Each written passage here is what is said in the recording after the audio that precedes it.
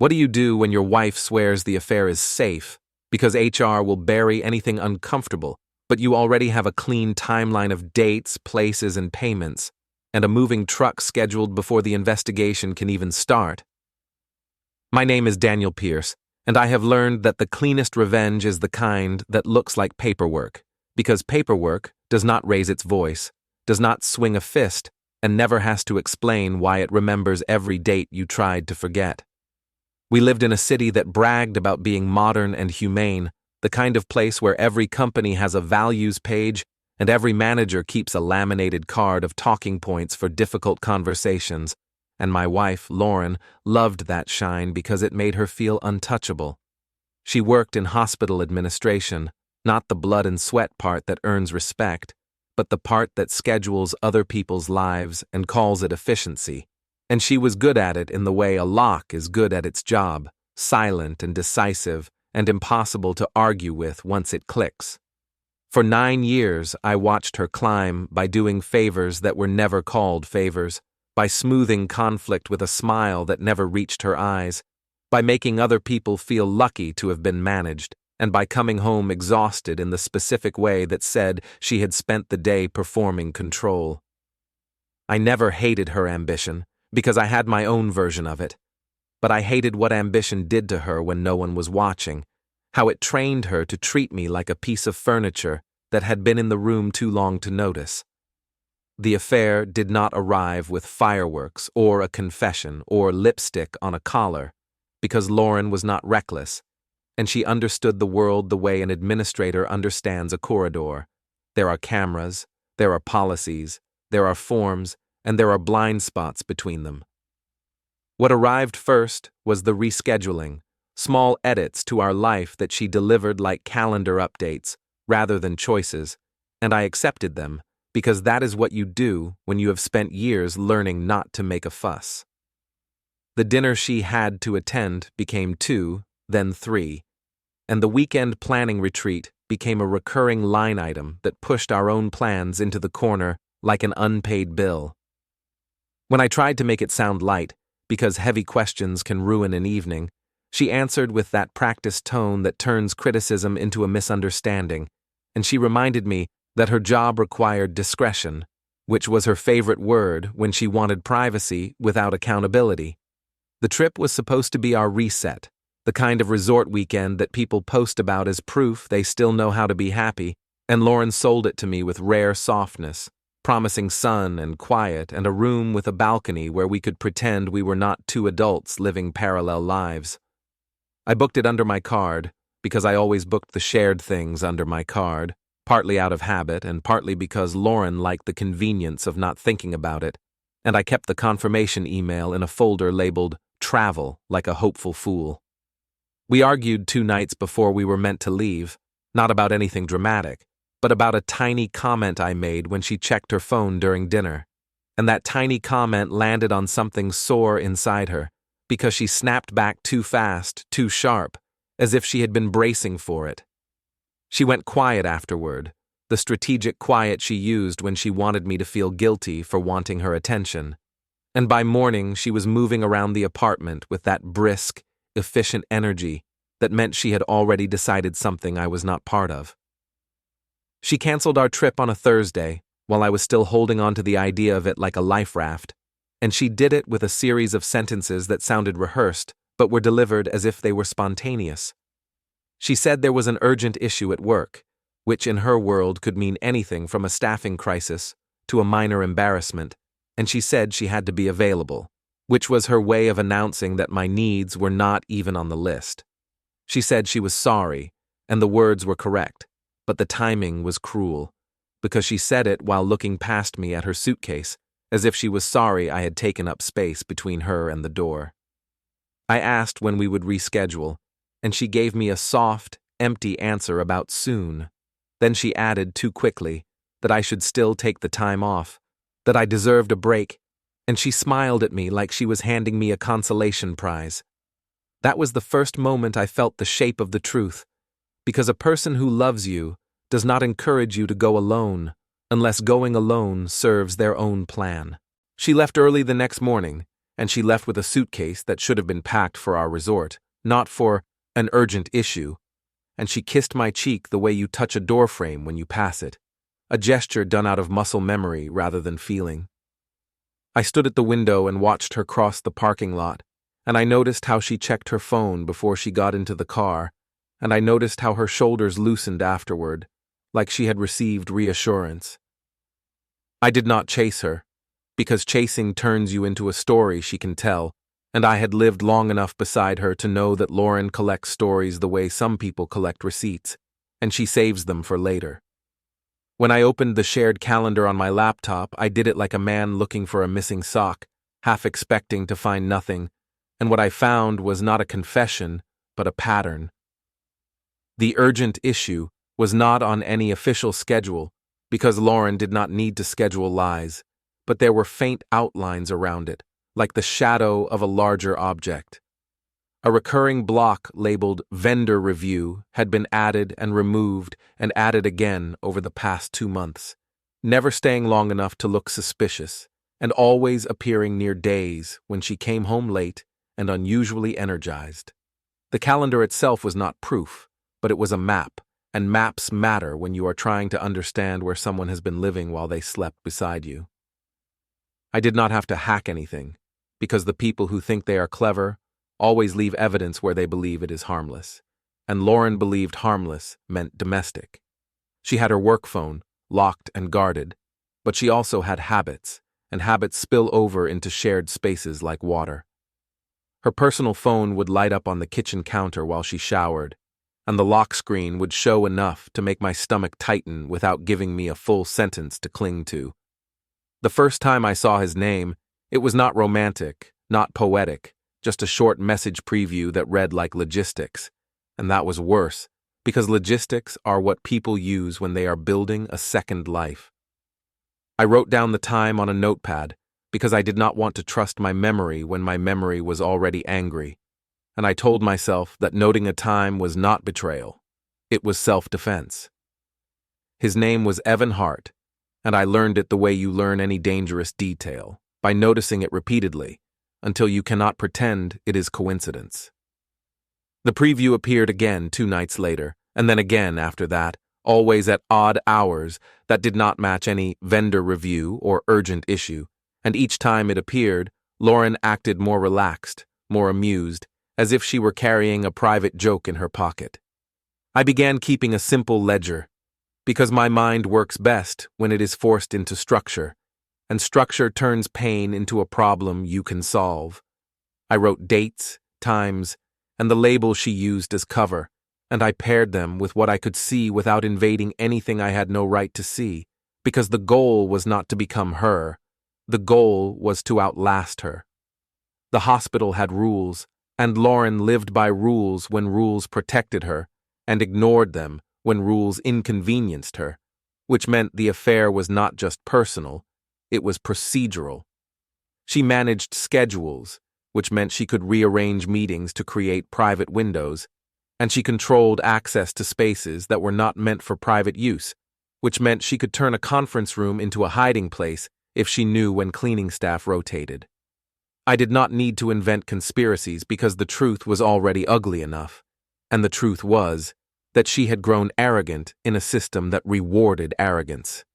She believed her affair was secret because she believed she controlled the narrative, and she believed anyone who questioned it would be labeled jealous, unstable, or insecure, which are 3 words women like Lauren use like pepper spray.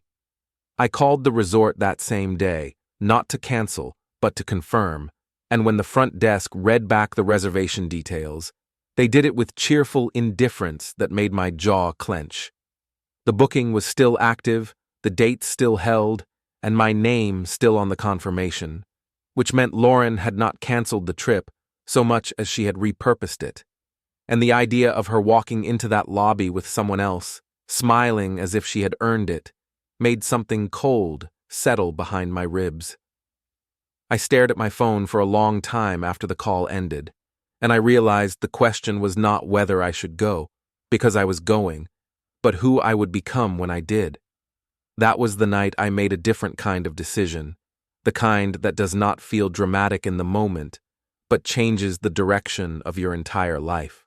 I did not text Lauren to argue, because arguments give liars practice, and I did not demand answers, because answers from her mouth would only be another layer of paint over rotten wood.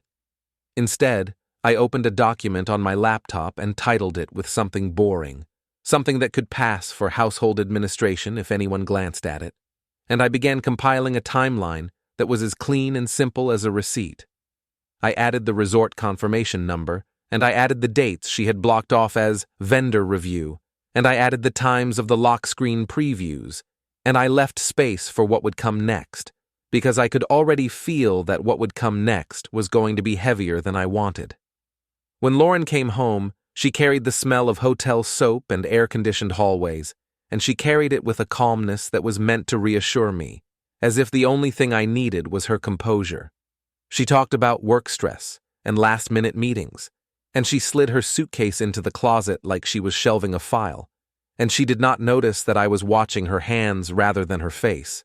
She did not notice that her ring, the one she wore like a symbol when she needed respect, had faint lotion marks under it, as if it had been removed and put back on in a hurry.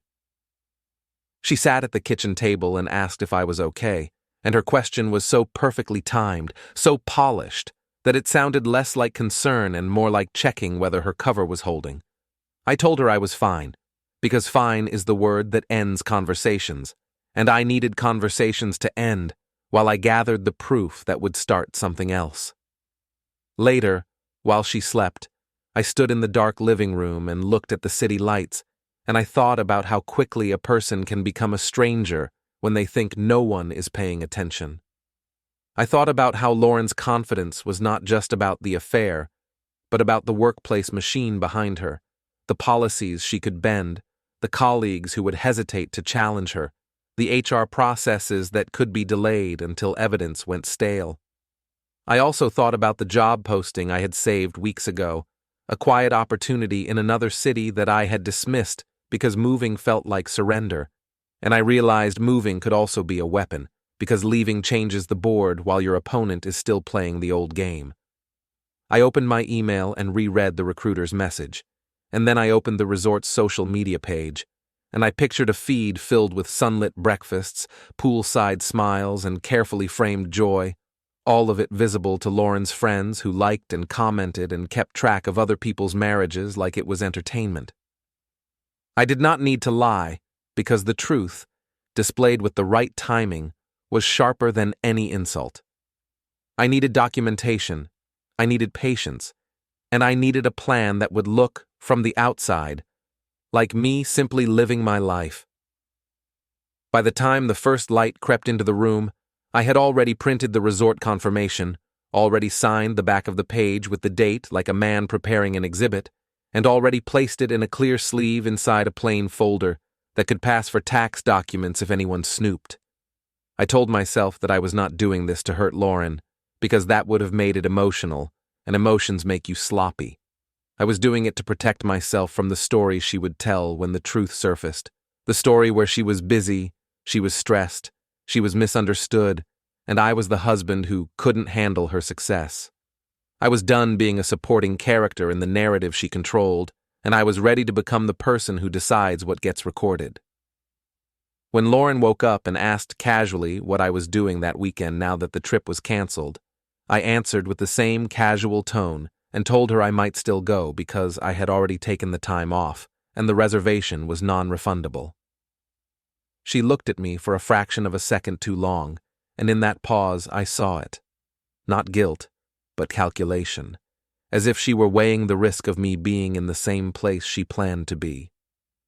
Then she smiled and said, I deserved it, and she told me to relax and enjoy myself, and she turned away as if the matter was closed. I watched her walk to the bathroom, and I listened to the water start, and I sat at the kitchen table with my folder hidden beneath a stack of mail, and I understood with sudden clarity that my next steps were going to decide everything, whether the affair stayed a secret in her head, or whether it became a documented, dated, policy-shaped problem that she could not charm away. I picked up my phone, opened the job posting again, and this time, instead of closing it, I hit reply, because the move was no longer a possibility. It was the second half of the trap. The recruiter replied within an hour, which felt like the universe enjoying its own timing, and I read the message twice before I let myself believe it was real, because hope is a reckless substance when your home life is collapsing in slow motion. The role was in a different city, a clean break disguised as career advancement, and the recruiter's language was all measured enthusiasm and flexible start dates, which meant I could move fast if I chose to, and I was already choosing to. I did not tell Lauren, because telling her would have turned it into a negotiation, and I had learned that negotiations with her always ended with me agreeing to less so she could keep more. Instead, I saved the email header in my folder and added a line to my timeline, because the first rule of surviving someone like my wife is to treat your life like a case file, not a confession booth. Lauren came out of the bathroom with damp hair and the expression she wore when she thought she had managed a situation well, which was the expression of a person who assumes that control is the same thing as safety. She asked if I had slept, and when I nodded, she made a small sound of approval, like I had passed a simple test. Then she moved through the kitchen, checking her phone between motions, and I watched the choreography, the way she never fully faced the screen when she was near me, the way she angled it slightly away as if privacy were a posture. She poured coffee, and she said something about how exhausting the weekend would be, because work might need her again, and the casual cruelty of that sentence almost made me laugh, because she was laying groundwork for the next lie before the first one had cooled. I kept my voice neutral and asked what kind of work emergency demanded a suitcase and a soft hotel-scented return, and I phrased it as a joke, because jokes are how you probe a liar without giving them the satisfaction of calling you jealous. Lauren's smile tightened for a fraction of a second, then returned, polished and professional, and she said the hospital's vendor reviews were a mess right now, that contracts were being audited internally, and that she had been pulled into meetings with procurement. The details were convincing to anyone who had not lived with her long enough to know that she used the truth as seasoning, not as a base ingredient, and she chose words like procurement and audit because they sounded official, not because they were accurate. I nodded and let her talk, and while she talked I pictured her in a conference room that did not exist, laughing with someone she had convinced herself was worth the risk. When she left for work, she kissed me again, and the kiss felt like a signature, not affection, because it was meant to close the interaction cleanly, and I watched her go with the calmness of a man who has already started leaving. The moment the door shut, I opened the shared account portal, not because I wanted to dig through her private life, but because she had built her secrets on top of a shared financial structure, and shared structures have seams. The resort charges were there, still pending, and next to them was a small payment to a car service that I did not recognize, dated the morning she left, with a tip that was strangely generous. I stared at that line until the numbness in my chest turned into something sharper, because this was not romance, this was logistics, and logistics always leave footprints. I saved the transaction page as a screenshot, printed it, signed the back, and slid it into the clear sleeve beside the resort confirmation, because I was not collecting memories, I was collecting leverage. I spent the afternoon doing what I had avoided for years. I treated Lauren's world the way Lauren treated other people's worlds, as a system made of rules, access points, and predictable blind spots. She worked in hospital administration, which meant she lived under a thick blanket of policies that everyone pretended to respect, and I knew from experience that people who quote policy most loudly are often the first to violate it quietly. I did not have to spy, because I did not need secrets from locked phones or private emails, and I refused to become that person anyway. I only needed the things she had already allowed to exist in the open, assuming I would never bother to look.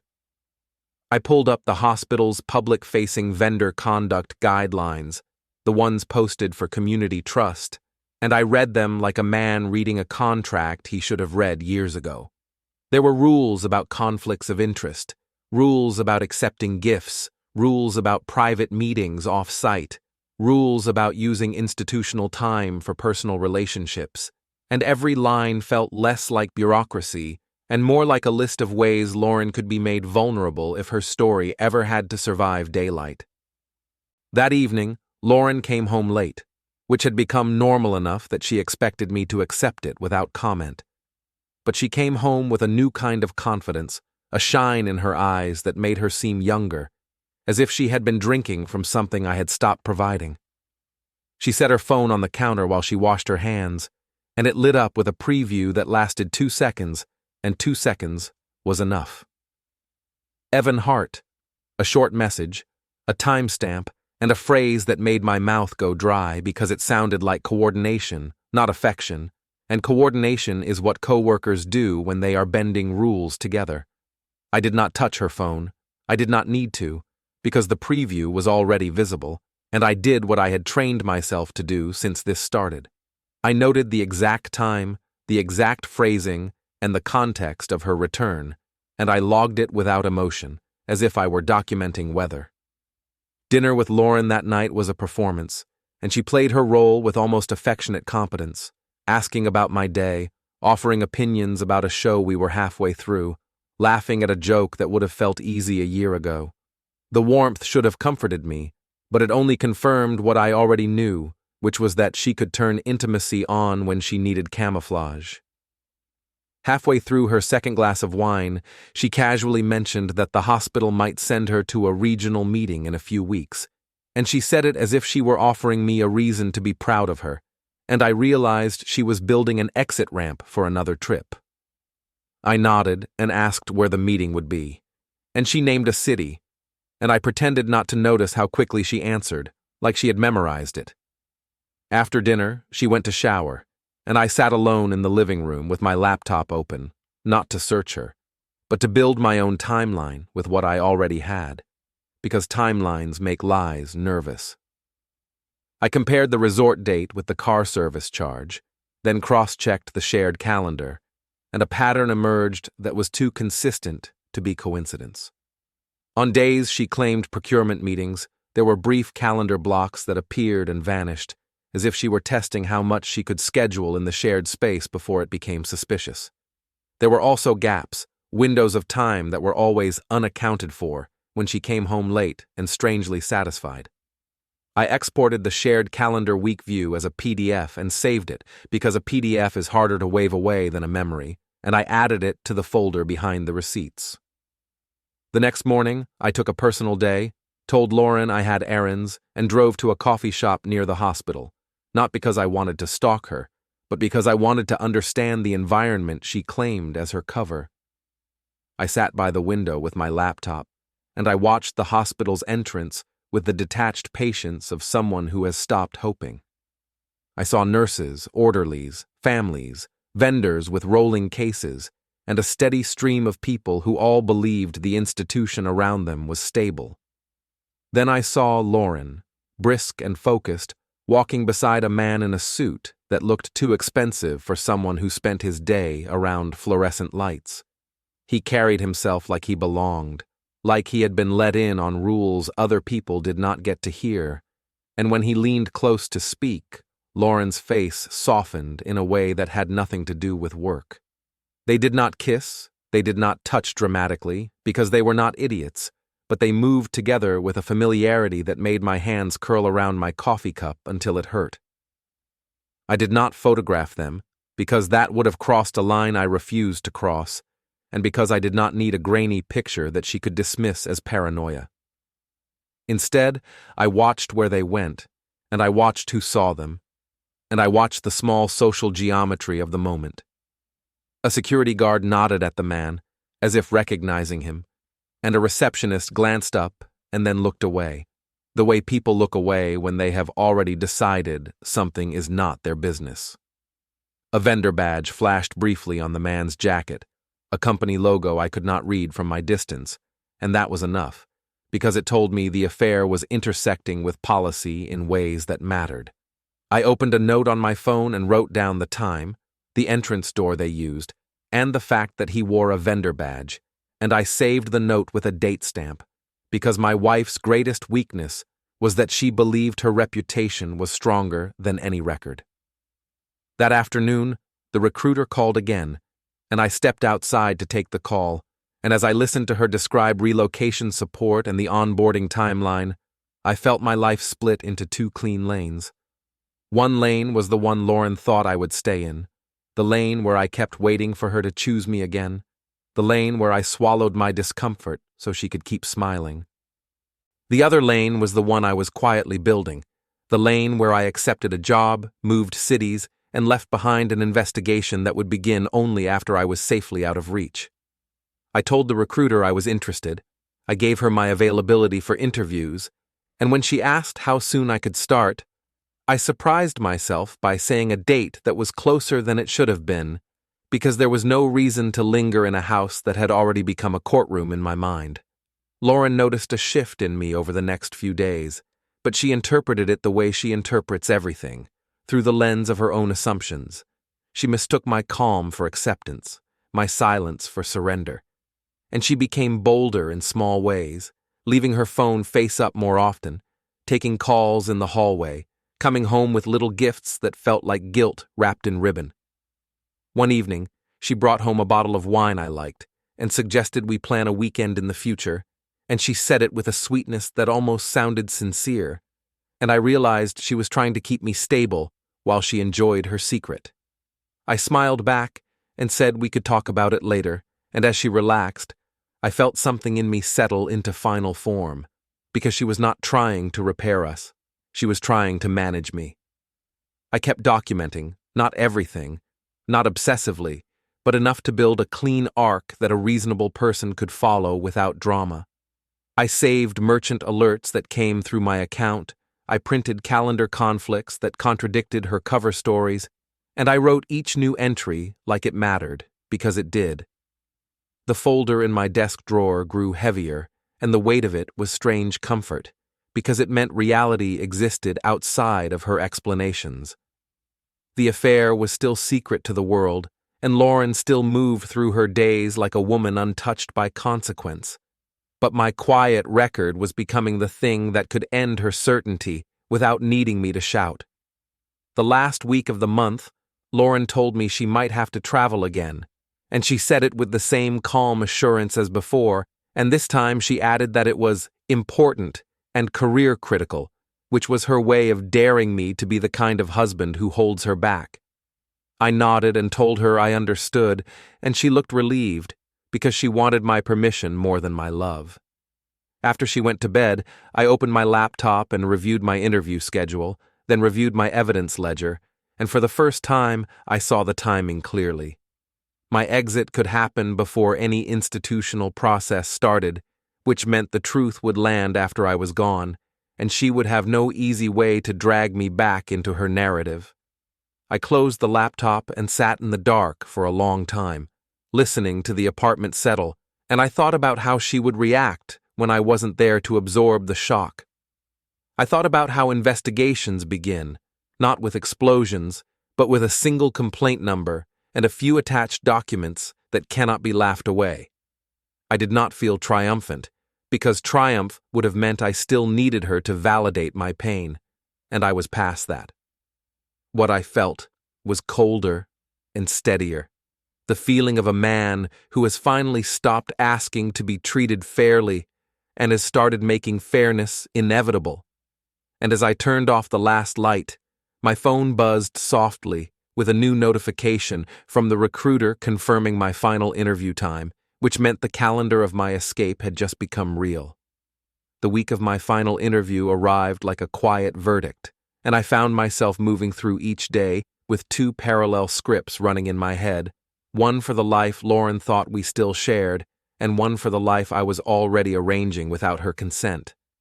I kept the routine on the surface, because routine makes people lazy, and Lauren had become addicted to laziness in the same way she had become addicted to secrecy.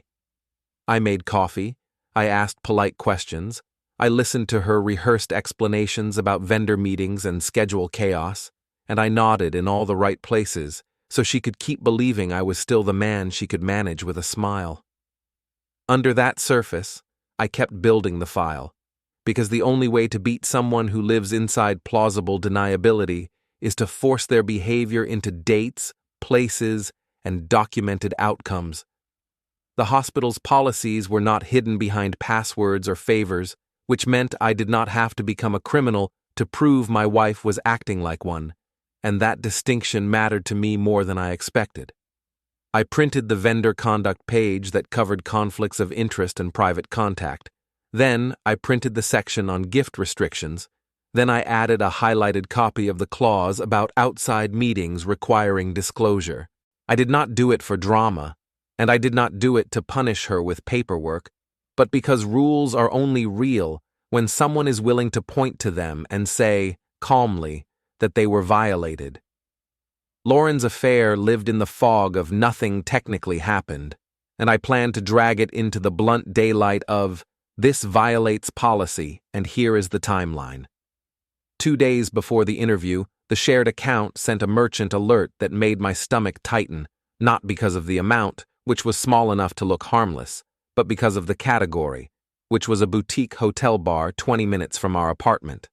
The charge was timed at 9:47 p.m., on a night Lauren claimed she had stayed late for procurement, and the charge included a tip that was too generous for a person drinking alone. I did not need to imagine what the tip meant, because imagining would have fed the part of me that still wanted to be wounded like a romantic, and I was trying to become something else.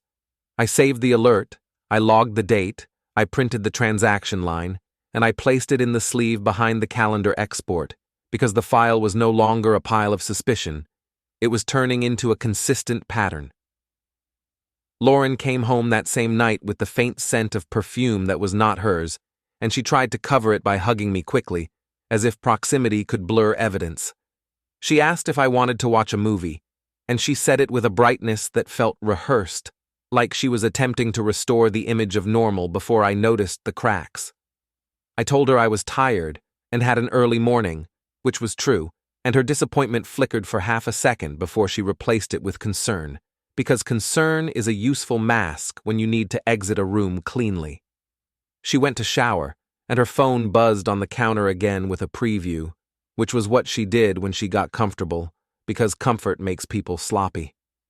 I saw Evan Hart's name again, and I saw a sentence that included the words contract, lunch, and private, and the combination hit me like an alarm, because there are words that belong in a marriage and words that belong in a compliance report. I did not touch her device, and I did not need to, because the preview was already an uninvited witness. I opened my own phone and wrote down the exact time and wording I saw. Then I added a note about the merchant alert. Then I saved the note with a date stamp, because I had learned that a lie is harder to sustain when you can point to its shape. When she came out of the bathroom, she looked softer, as if water could wash away decisions, and she asked if everything was okay in that careful tone that is meant to sound loving, while also checking for threats. I told her everything was fine, and I watched her shoulders loosen, because nothing relaxes a person like believing you are still blind. The morning of my interview, I dressed like a man with a future, and drove to a downtown office I had never entered before, and the experience felt strangely clean, like stepping into air that had not been breathed by Lauren's double life. The hiring panel was polite and focused, and I answered questions with the calm precision of someone who had been forced to practice calm precision at home. When they asked why I wanted to relocate, I gave the sanitized version, the one about professional growth and fresh challenges, and nobody questioned it, because adults accept polite lies when they serve everyone's comfort. I left the building with my tie loosened and my mind sharper, because every step away from Lauren made me remember what it felt like to be a person instead of a reaction. On the drive back, I passed a hotel I recognized from the merchant alert, and the sight of it created a small, bitter clarity I could not ignore. I turned into the parking lot and sat in my car, not to stalk anyone, but to confirm that the place existed in the way my records claimed it existed, because confirmation matters when you are building a case. I walked inside, ordered a coffee at the bar, and asked for a receipt, because I wanted to see how the establishment labeled itself and how the transaction line would appear if someone tried to dispute it later. The bartender printed the slip with the hotel's full name and address, and I paid with my own card, and I tucked the receipt into my wallet like a control sample, because a comparison is stronger than a memory. On the way out, I noticed a small sign near the lobby that advertised private meeting rooms for corporate vendors, and the phrase made my mouth go dry because it was the kind of detail Lauren would use as a cover while she violated policy in the same breath. That evening, Lauren called me from the hospital and said she would be late again, and her voice carried the mild impatience of someone performing obligation. She said a vendor was pushing for an exception and that she needed to handle it in person, and I asked, casually, which vendor, because details are where liars trip. She hesitated, then named a company, and the name sounded familiar, because I had seen a logo on a badge when I sat near the hospital days earlier.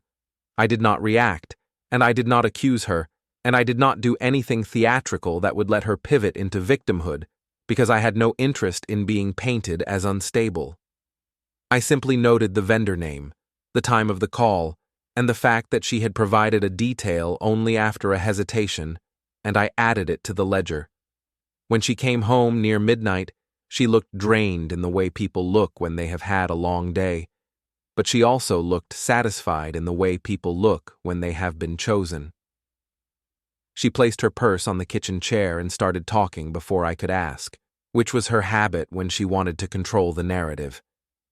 She said the meeting was tense. She said people were unreasonable. She said she had done the right thing for the hospital, and she watched my face for signs of doubt while pretending she was simply venting. I let her speak, and I asked one gentle question about where the meeting happened, because I wanted to see if she would anchor the lie to a location.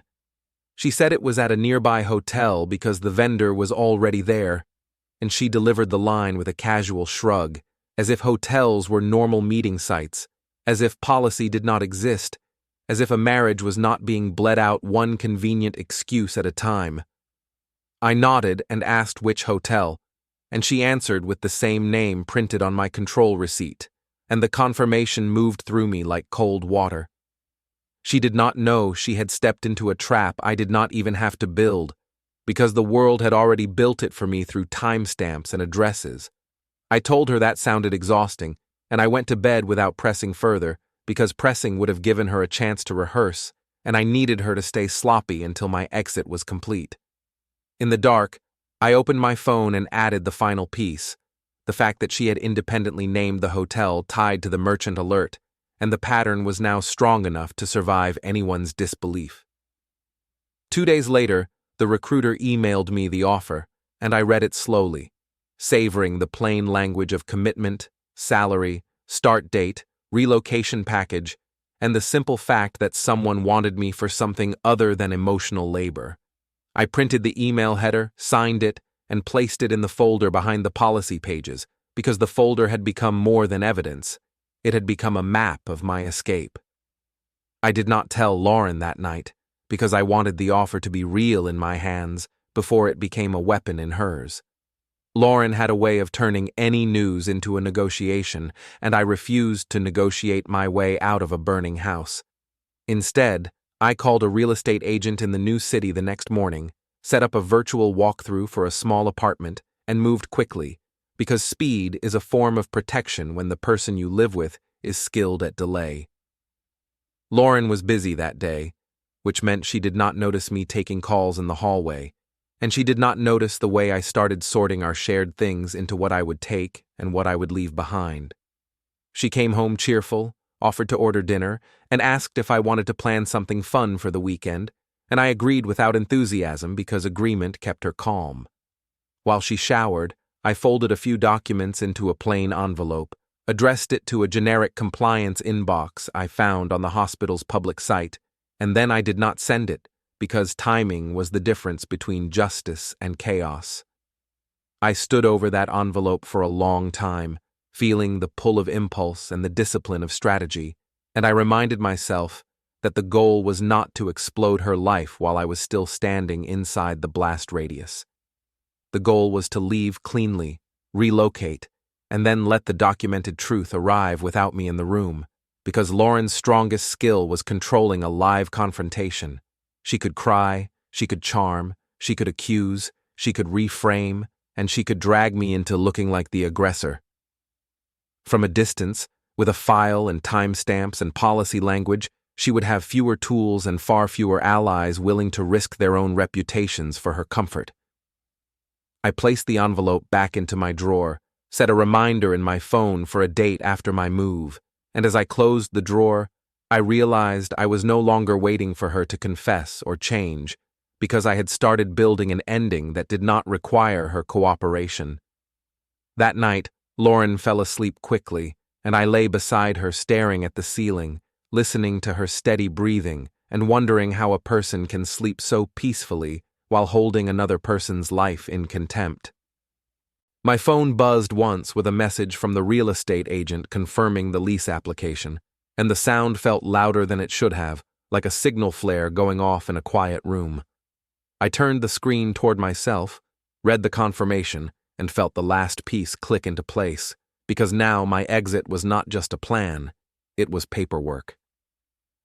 I set the phone down carefully, and I understood with a calm, almost clinical certainty that the investigation would not begin when Lauren was ready, or when she felt guilty, or when she finally slipped and confessed, because it would begin when I was safely gone and the envelope finally left my hands.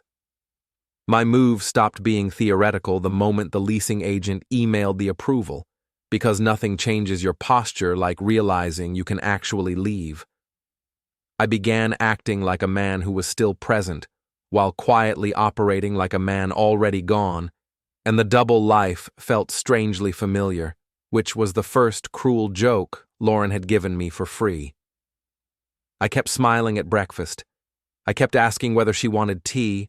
I kept listening to her updates about committees and vendors, and I kept my voice calm enough to sound supportive, because calm is camouflage when someone expects you to explode. Lauren started scanning me the way people scan a room when they think something valuable might already be missing, and she did it so subtly she probably believed she was invisible. She asked more questions about my day than she used to, but she asked them with a sweetness that didn't match her eyes, because the eyes do the honest work, while the mouth performs the role. She noticed I was taking fewer calls in the living room, and she noticed I started leaving the house earlier, and she noticed my laptop never stayed open on the kitchen table.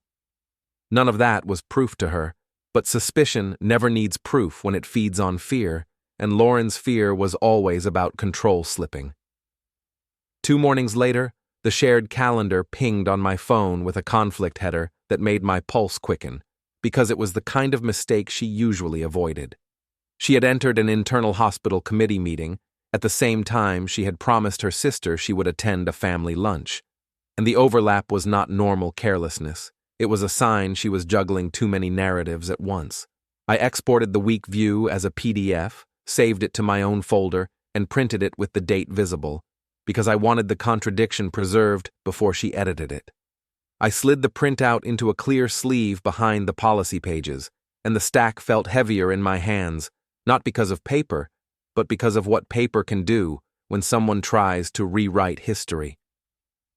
That evening, Lauren brought her phone into the shower with her, which was a new habit she tried to make look casual, and it told me she was tightening her grip. She came out and dropped the towel on the floor like she owned the space.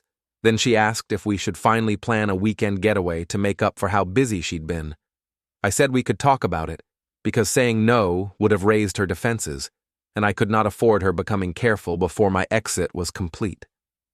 She took my answer as agreement and began talking about resorts, and she mentioned a boutique place by the water that we had once bookmarked together, and her voice warmed as if nostalgia could plaster over betrayal. I listened until she mentioned that Evan had recommended the place, and she said his name with a casual familiarity that felt like a deliberate test. I kept my face still and asked how Evan would know our taste in resorts, and she gave me a story about vendor hospitality and professional contacts, and the story sounded polished enough to be pre-written. I nodded like a husband who trusted his wife, and inside I cataloged the phrase she used twice, because repetition is the fingerprint of coaching. When she finished, she leaned closer and kissed my cheek, and the gesture felt like a transaction she expected me to accept as payment for my silence. I spent the next day doing the boring work that makes escape possible, because drama is for people who still believe their marriage is the center of the universe. I changed my direct deposit to a new account. I prepared a budget that assumed a new apartment and one set of groceries, and I began slowly moving important items into a small storage unit under my name. I did not empty drawers or pack boxes in front of her, because visibility invites confrontation, and confrontation gives liars a stage.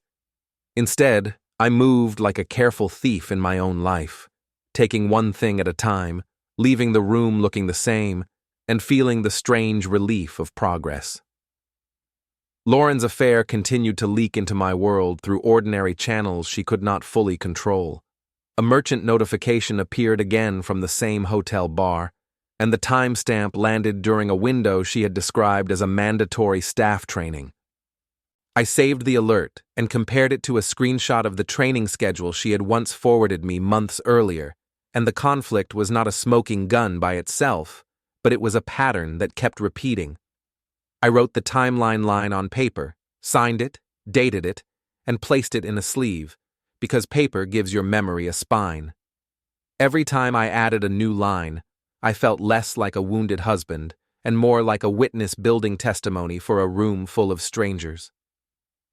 2 nights later, Lauren left her work tote by the couch and went to bed early, claiming a headache that sounded convenient rather than real. I stayed up, waited until the apartment went quiet, and then I did something I never imagined I would do in my marriage, which was treat my own home like a scene that might contain evidence. I did not rifle through her private messages, and I did not touch her devices because I refused to become a criminal to prove she was reckless. I simply opened the tote the way I would open any bag left in a shared space, and I looked for the obvious things she had been too rushed to hide. Inside, I found a folded program insert from a hospital fundraiser dinner, the kind with a printed schedule and sponsor logos, and tucked inside, it was a handwritten note on hotel stationery. The note was short, practical, and careless, and it included a reservation number and a time, as if whoever wrote it assumed privacy would protect them. I photographed the note beside that day's newspaper. Then I photographed the program insert with the sponsor date visible, and I placed both images in my private folder. I returned everything exactly as I found it, because the goal was proof, not revenge in the moment, and because the most effective trap is the one the target never knows they stepped into. The next morning, Lauren was suddenly affectionate, which would have felt flattering if it had not been so obviously timed. She asked if I wanted to have breakfast out. She laughed at a joke that wasn't funny, and she offered to help me with my interview preparations, even though my interview was already behind me. The performance had an edge, like she was trying to reset our story to a safer earlier chapter, and it told me she sensed my distance. I played along, because the closer I got to my move date, the more valuable her comfort became. That afternoon, my new manager called to confirm my start date, and I answered in the stairwell of my building so Lauren would not hear the word relocation. When I returned upstairs, she was standing in the kitchen holding my phone charger, and her expression looked too neutral to be genuine. She asked why I had been stepping out so often, and she said it as if she was curious, but her tone carried the quiet threat of someone reminding you they still think they own the space. I told her I'd been dealing with a few job-related things and that I didn't want to bore her, and she smiled in a way that did not reach her eyes. She leaned against the counter and asked if I was unhappy, and the question landed like a hook. If I said yes, she would turn it into a confession opportunity that served her, and if I said no, she would take it as permission to keep lying.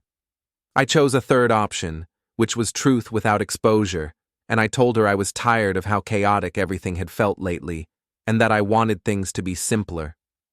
Lauren exhaled like she had been holding her breath. Then she began talking about how stress made people distant, and how she understood, and how we should reconnect.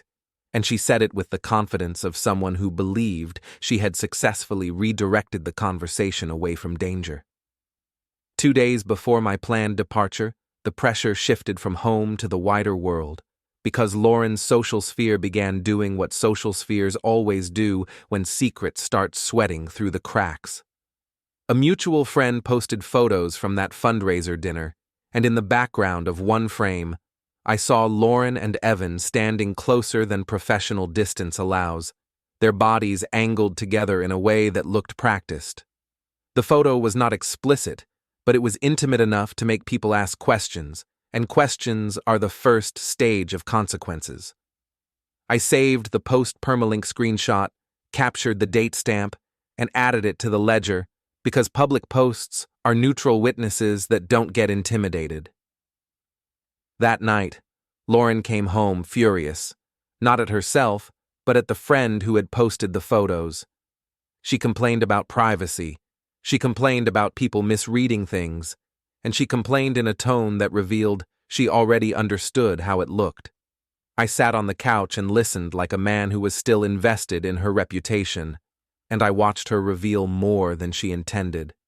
She said Evan had no boundaries, and that she was tired of babysitting his image, and the phrasing sounded like someone managing a mess that was already known behind closed doors.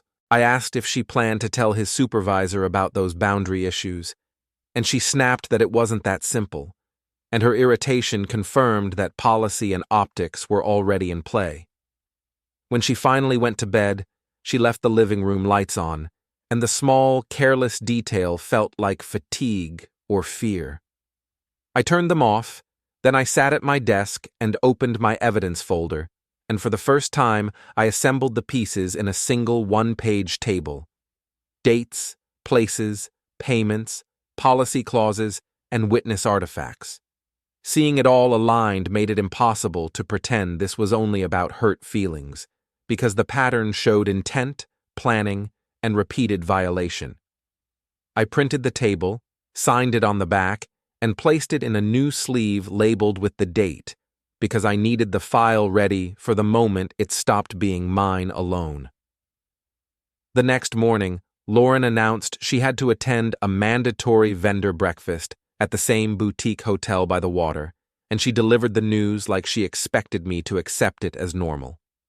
I told her I understood and asked what time she would be back, and she answered with a time that collided with the reservation note I had photographed. She did not know I had the note, which meant she did not know her story had already failed, and that ignorance gave me something I hadn't felt in weeks. I watched her get dressed, watched her apply lipstick like armor, and watched her leave the apartment with the confidence of someone who still believed the affair was secret. As the door closed behind her, my phone buzzed with an email from the moving company confirming the pickup window for my last box, and the message made my hands go cold because now the exit had a timestamp.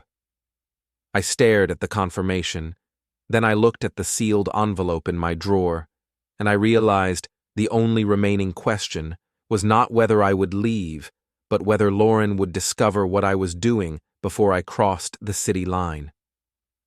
I waited until the elevator doors stopped chiming on our floor before I moved, because even small sounds in a building like ours had a way of traveling, and I was done giving the universe any opportunities to improvise against me. The apartment felt larger without Lauren's presence, which was ironic because she had been the one shrinking it for months, filling every room with a low-grade tension that made the air feel used. I brewed coffee I did not want, cleaned a mug that was already clean, and kept glancing at my phone as if the screen might confess something new, but what I was really doing was listening for the sound of her returning too soon. The email from the moving company sat open on my laptop like a countdown, plain black text with a pickup window that turned my stomach into a tight knot. There was something humiliating about watching your own life turn into logistics, about seeing your marriage reduced to cardboard measurements and dates, yet the humiliation also brought a clean kind of clarity. You could argue with feelings forever, but you could not argue with a scheduled truck. I printed the confirmation, signed the back, and slid it into a sleeve behind the table of dates and policy lines because I wanted every step documented, even the steps that were mine, even the steps that might later be questioned by someone who needed a villain to make sense of the mess. I did not touch Lauren's phone, I did not open her email, and I did not click through anything that would make me the one who crossed a legal line, because I knew exactly how people like Lauren survived consequences. They survived by turning the focus away from what they did and onto how you reacted, and they told the story so smoothly that it made anyone who hesitated look unstable. If she ever decided to claim I had been controlling or paranoid, I wanted to be able to point to my behavior and say, with a straight face, that I stayed inside the guardrails. I used only what was already in my world, what was in plain sight, what arrived on my own devices, what showed up on public posts, what fell out of her bag by her own carelessness. My phone buzzed with a bank notification from the shared card we used for household groceries, and the alert punched through me with the familiar, sick jolt of recognition. The merchant name was the same boutique hotel, and the amount was small enough to be plausible as breakfast, which meant it was also small enough to slide under the radar of anyone who did not want to look. I took a screenshot, noted the exact time, and then pulled up the printed reservation note I had photographed from her tote, comparing the timing like a mechanic comparing a worn part to a new one. The times aligned too neatly, like puzzle edges clicking into place, and I felt my hands go cold, because the affair was no longer an impression, it was a schedule. I walked to the window and looked down at the street, watching people move through their morning as if the world were simple, as if it were still possible to trust the person you shared a key with. A delivery truck parked crookedly near the curb, a woman in a red coat hurried across the crosswalk, and somewhere below, someone laughed into a phone, and the normalcy made my chest ache in a way that felt almost physical. Lauren used to be part of my normal, the kind of normal you stop noticing, like a familiar lamp in a familiar room, and now she felt like the person who had stolen the bulb and asked me why it was dark. I returned to my desk and opened my evidence folder again, forcing myself to stay practical because sentimentality was a trap. I added the new merchant alert to the ledger, then I typed a short note beside it about the mandatory vendor breakfast and the timing of her stated return. When I finished, I printed the updated ledger page and placed it into a sleeve, because my method was simple and repetitive on purpose. Repetition turns chaos into structure, and structure is what keeps you from doing something stupid when you are hurt. Around noon, I received a text from Lauren that was aggressively normal, as if normality were a spell she could cast. She said the breakfast ran long and that she might stop by the office afterward to pick up some documents, and she added a smiley face that looked like a small insult. I stared at the message and noticed the phrasing, the same vague documents she used whenever she needed an excuse that could not be verified without sounding suspicious. I did not challenge her, because challenging her would only make her sharpen her lies, and I did not need sharper lies. I needed her to keep using the dull ones she had already overused. I replied with a calm, short acknowledgement. Then I stood up and began the slow work of moving my own life out of the apartment in a way that looked like nothing. I slid a folder of personal papers into my bag. Then I gathered a few small items that could disappear without leaving an empty space behind, like a spare watch, a keepsake box, a set of old photos I could not trust her to leave untouched once she realized I was leaving. The act felt strangely intimate, like touching the bones of your own past, and it made me furious in a quiet, concentrated way, because no one should have to rescue themselves from a home they built. By late afternoon, my phone buzzed again, this time with a public notification from a mutual friend's social media story, and I opened it because curiosity had become a kind of reflex I hated. The story was a quick clip from a citywide medical networking event, the kind that blends charity with ego, and in the background, just for a second, I saw Lauren's profile as she moved through the frame. The angle was casual, the lighting bad, and the clip should have meant nothing, except for one detail that made my stomach drop. Evan was there too, close enough that their shoulders nearly touched, and the proximity did not look accidental. I captured the story with the date stamp, saved it, and then watched it again, slowing it down until the moment became a still image in my mind. There was no kissing, no obvious affection, no proof that would satisfy a court, but there was familiarity, and familiarity is a language that people who are lying always underestimate. They think the secret is the act, when the real secret is the ease, the little ways two people move together, as if the world has already agreed they belong. I sat back and stared at the wall, and for a moment I considered calling Lauren just to hear her voice, not because I wanted to talk, but because I wanted the simple satisfaction of knowing whether she could keep the lie steady. Then I reminded myself that satisfaction is expensive because it costs you discipline, and discipline was the only thing keeping this from turning into a messy, emotional crash that would end with me looking like the unstable one. I wrote down the new story clip in the ledger, then I highlighted the overlap in her cover story, because every time she used documents or meetings as a shield, it created a record of vagueness that someone else could later recognize as a pattern. The next step was not to confront her, and it was not to beg her for the truth, because neither of those things would create consequences that mattered. The next step was to begin laying the groundwork for an institutional response that could not be charmed, flirted with, or gaslit into silence. Lauren worked in a system where policy existed for a reason, where conflicts of interest and favoritism and misuse of vendor perks were supposed to trigger review, and the more I studied her environment through what she casually mentioned, the more I realized she had not simply been unfaithful. She had been careless in a way that turned her affair into a professional vulnerability, and Evan was part of that vulnerability, not only as a lover, but as a person attached to the same ecosystem of rules.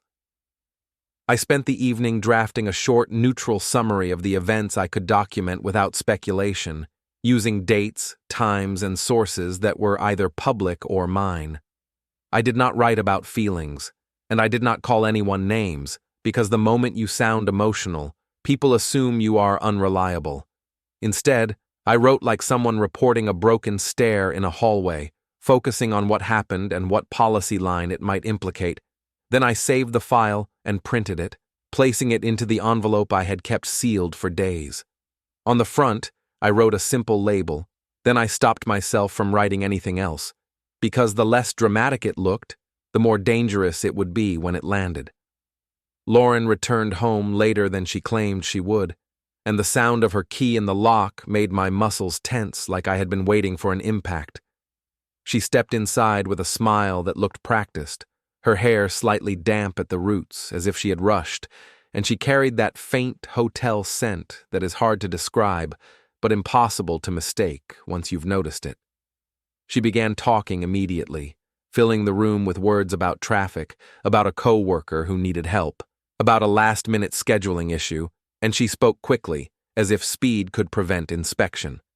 I listened the way you listen to someone trying to sell you a car with a hidden engine problem, calm and polite, letting them talk until they over-explain. When she finally paused, I asked one question, softly, about the vendor breakfast and the hotel charge on our shared card, because I wanted to see her reaction to a fact she could not fully control. Lauren's eyes flickered toward my phone on the table, then back to my face, and the flicker was the moment I knew she had been assuming I was not looking at anything. She said it was a group bill and that she would reimburse it, and she said it with the casual confidence of someone who expected the word reimburse to solve everything. I nodded and told her that made sense, and I watched the relief spread across her face like warmth because she thought she had passed the test. Then she moved closer and touched my shoulder, as if physical closeness could reset the emotional field, and I let her do it because I needed her relaxed, careless, still convinced she was the one steering. That night, after she fell asleep, I lay awake staring at the ceiling, listening to her breathing, and feeling a quiet, precise anger settle into place. The move date was close enough that I could taste it, and the evidence packet was heavy enough that it could tilt a room if I placed it in the right hands.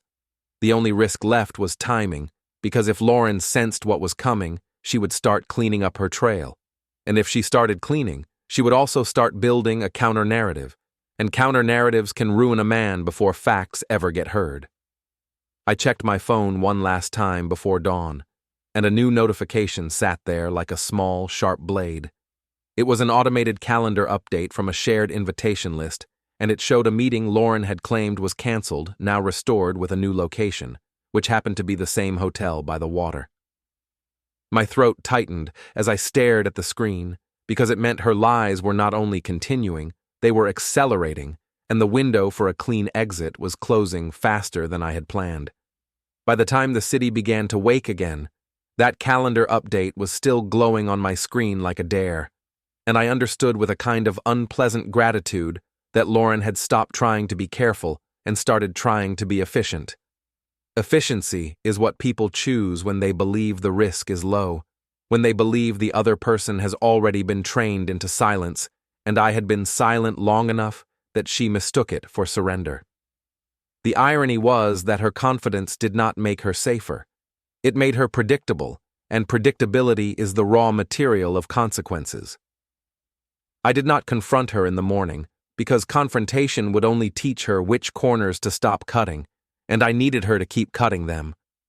Instead, I watched her move through the kitchen in that practiced way she had perfected over the last few months, half wife and half stranger, pouring coffee as if nothing in the world had shifted, speaking in that soft, managerial tone that made every sentence sound like a reasonable request. She mentioned the rescheduled meeting as though it were weather, and she offered details that sounded too smooth, too prepackaged, like she had rehearsed them in the mirror because she had learned my pauses could be more dangerous than my questions. I nodded at the right moments, because I wanted the scene to stay boring, and boredom is the safest mask for someone planning to disappear. When she left, she kissed my cheek with the same automatic motion she used to reserve for genuine affection, and she walked out carrying her tote bag, the one that had become her portable alibi factory. The door clicked shut, and the apartment returned to that hollow quiet that now felt less like loneliness and more like a staging area. I opened my evidence ledger and started the day the way I had been training myself to start every day, with a single new entry that could stand alone without my emotions attached to it. I exported the shared calendar week view as a PDF because the update had arrived through a channel that was ours, not hers, and I highlighted the new location line that matched the hotel charge from the shared card. Then I captured the header of the invite itself, the part that showed the organizer name and the time, and I saved it with a file name that read like an accountant's note, because clarity matters when someone else is reading your work. The next alert came just after 10, and it arrived with the cheerful neutrality of automation, a merchant notification for a conference services charge that looked innocent until you compared it to the meeting window. I took the screenshot, noted the time, and printed the page, placing it into a clear sleeve with the date written on a label, because paper has a way of keeping people honest.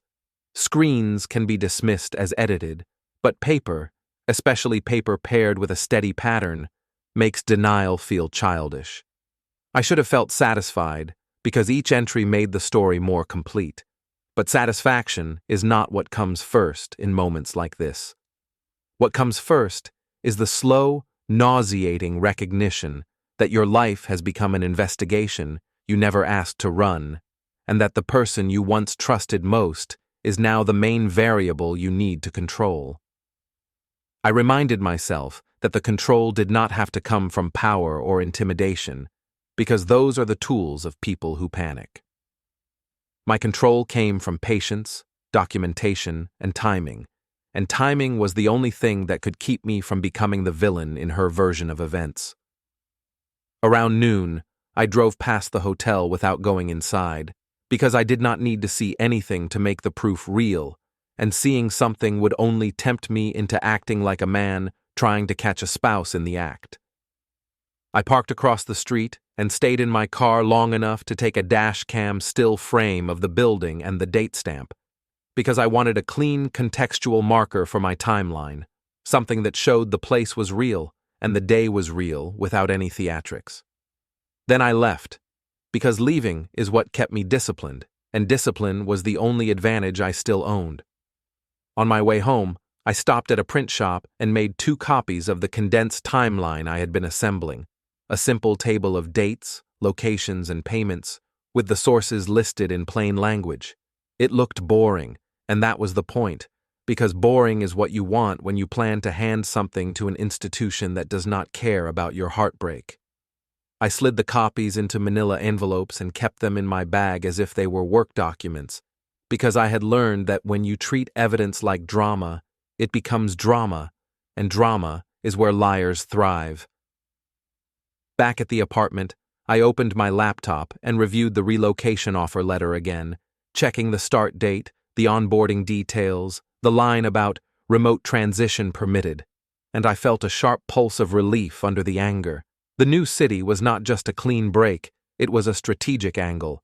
If I stayed, Lauren could keep the story framed as a marital meltdown, a husband spiraling, a private issue that did not need anyone else involved.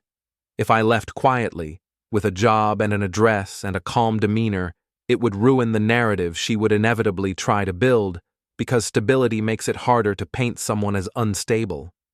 I scheduled the utility transfers, confirmed the moving truck, and forwarded the new lease documents to myself, because I wanted my own life secured before I pushed any dominoes that might trigger a counterattack. Then I sat at the table and stared at the sealed envelope I had prepared days ago, the one labeled with a neutral phrase that did not mention Lauren's name. I had been delaying the send not out of hesitation, but out of precision. Institutions move slowly, but rumors move fast, and I needed to leave first, because leaving first was the cleanest way to prove my actions were not revenge in the childish sense, but self-preservation in the adult sense. In the late afternoon, Lauren called, and her voice had that faint edge of forced cheer, the tone people use when they want to sound casual about something that is not casual. She said the meeting was running longer than expected, and she might not be home until late, and she added one extra detail about a vendor dinner, as if stuffing the sentence with professional words would make it less suspicious. I told her I understood, because understanding is a weapon when the other person expects conflict. After I hung up, I did something that felt almost absurdly simple, but it mattered more than anything dramatic I could have done. I wrote down her cover story on a sheet of paper, exactly as she had told it, and I dated it, and I photographed the page beside the printed merchant alert and the calendar header. It was a small act, but it locked the lie in place, which meant she could not later pretend she had said something else. Liars rely on fuzziness. My entire method was to remove fuzziness until only structure remained. That evening, while I waited, I packed 2 more boxes with items that mattered to me, keeping the packing uneven so the apartment would not look like a man preparing an escape. I left her things untouched because I did not want her to feel threatened, and I did not want her to start searching my drawers or questioning my quiet. I even left a few of my own things out in plain sight, small decoys that signaled normal routine, because routine is what keeps people complacent. The sun had already fallen behind the buildings when a mutual friend posted a photo from a corporate mixer downtown. One of those polished events where people wear name badges and pretend networking is not just a socially acceptable way to hunt for leverage. I clicked the photo without thinking, and the image loaded slowly, and there she was, Lauren, angled toward the camera with that curated smile she used when she wanted to look untouchable. Evan stood behind her, close enough that his hand rested at the small of her back in a way that could be explained as a crowded room gesture, but the explanation felt stupid the moment it formed. I saved the public post, captured the permalink, and zoomed in until the badge lanyards were readable enough to make out a sponsor logo. It was not about catching them in a romantic act. It was about documenting a pattern of overlap and proximity that contradicted her vendor meeting narrative. If she was telling me she was trapped in a professional dinner, and she was instead posing at a mixer where spouses were present, then the issue was not simply infidelity. It was the deliberate misuse of professional events and sponsor relationships as cover, and that was where policy begins to care. When Lauren finally came home, it was past 11, and she moved through the door with the careful posture of someone who expects interrogation. Her makeup was fresh enough to suggest she had touched it up, and she smelled faintly of hotel soap again, and she tried to look tired in a way that felt performed. She began speaking before I could ask anything, telling me about the unexpected agenda change and the late dinner and the group transportation issue, and she stacked the excuses on top of each other like blocks, hoping the tower would look solid from a distance. I listened and watched her hands, because hands tell the truth faster than faces, and her fingers kept tightening around her tote strap as if she was bracing for impact.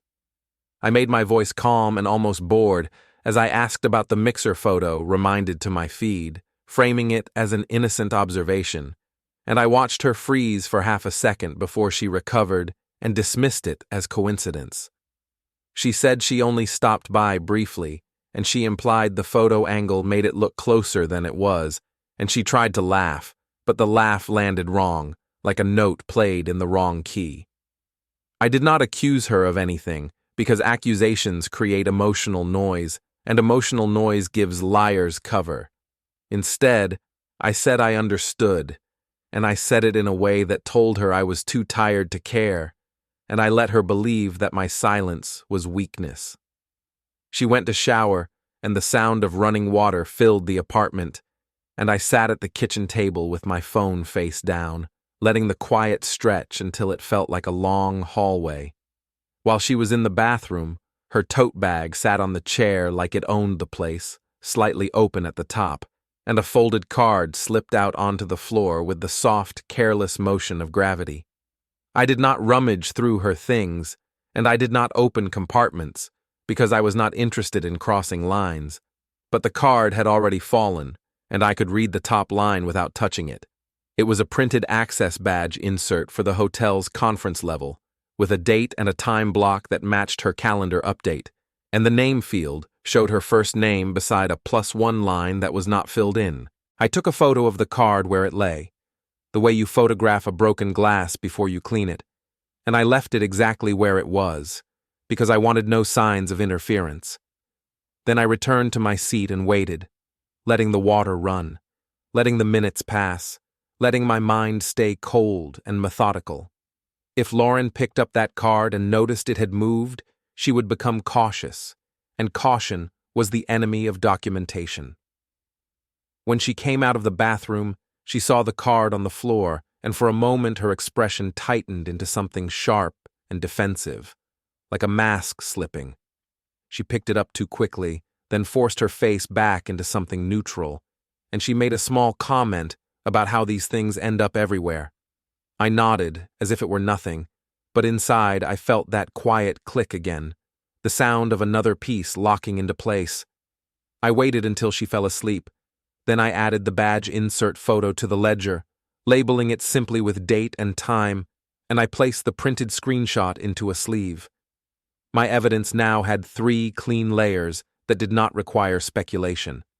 Financial alerts from our shared account, calendar headers from a shared channel, and public posts that placed her and Evan together under a professional banner. It was enough to trigger scrutiny in the right setting, and it was enough to hold up in the face of denial, because denial cannot erase timestamps. I closed the folder and turned off the light, and as I lay in bed beside her breathing, I made a decision that felt both calm and brutal. I would not send the packet from this city, because I wanted to be gone before the first email subject line began circulating behind office doors. I would move, start the new job, and let Lauren believe she had won the silence, right up until the moment the institution did what institutions do when the proof is clean and the risk is theirs. My phone buzzed once more in the darkness, a new update, a short message from my new employer confirming the remote transition start date and the in-person onboarding scheduled 2 weeks later. I stared at the message until my eyes adjusted, and I realized the clock had officially started, not on her affair, but on my exit. And the only question left was whether Show would break first, her confidence, or the system she had been using as cover. The day I crossed the state line, I expected to feel something cinematic, some triumphant surge or bitter collapse. But what I felt instead was the dull relief of distance and the steady hum of a plan that finally had room to breathe. I drove with the kind of focus you only get when you know exactly what you are leaving behind, and I kept the radio low because music would have tried to tell me how to feel, and I was done letting anything narrate my life, except facts. The moving truck stayed in my mirrors like a slow, obedient shadow, and every mile made the apartment, the hotel soap scent, the rehearsed cover stories, and Evan's smug proximity shrink into something smaller and more manageable.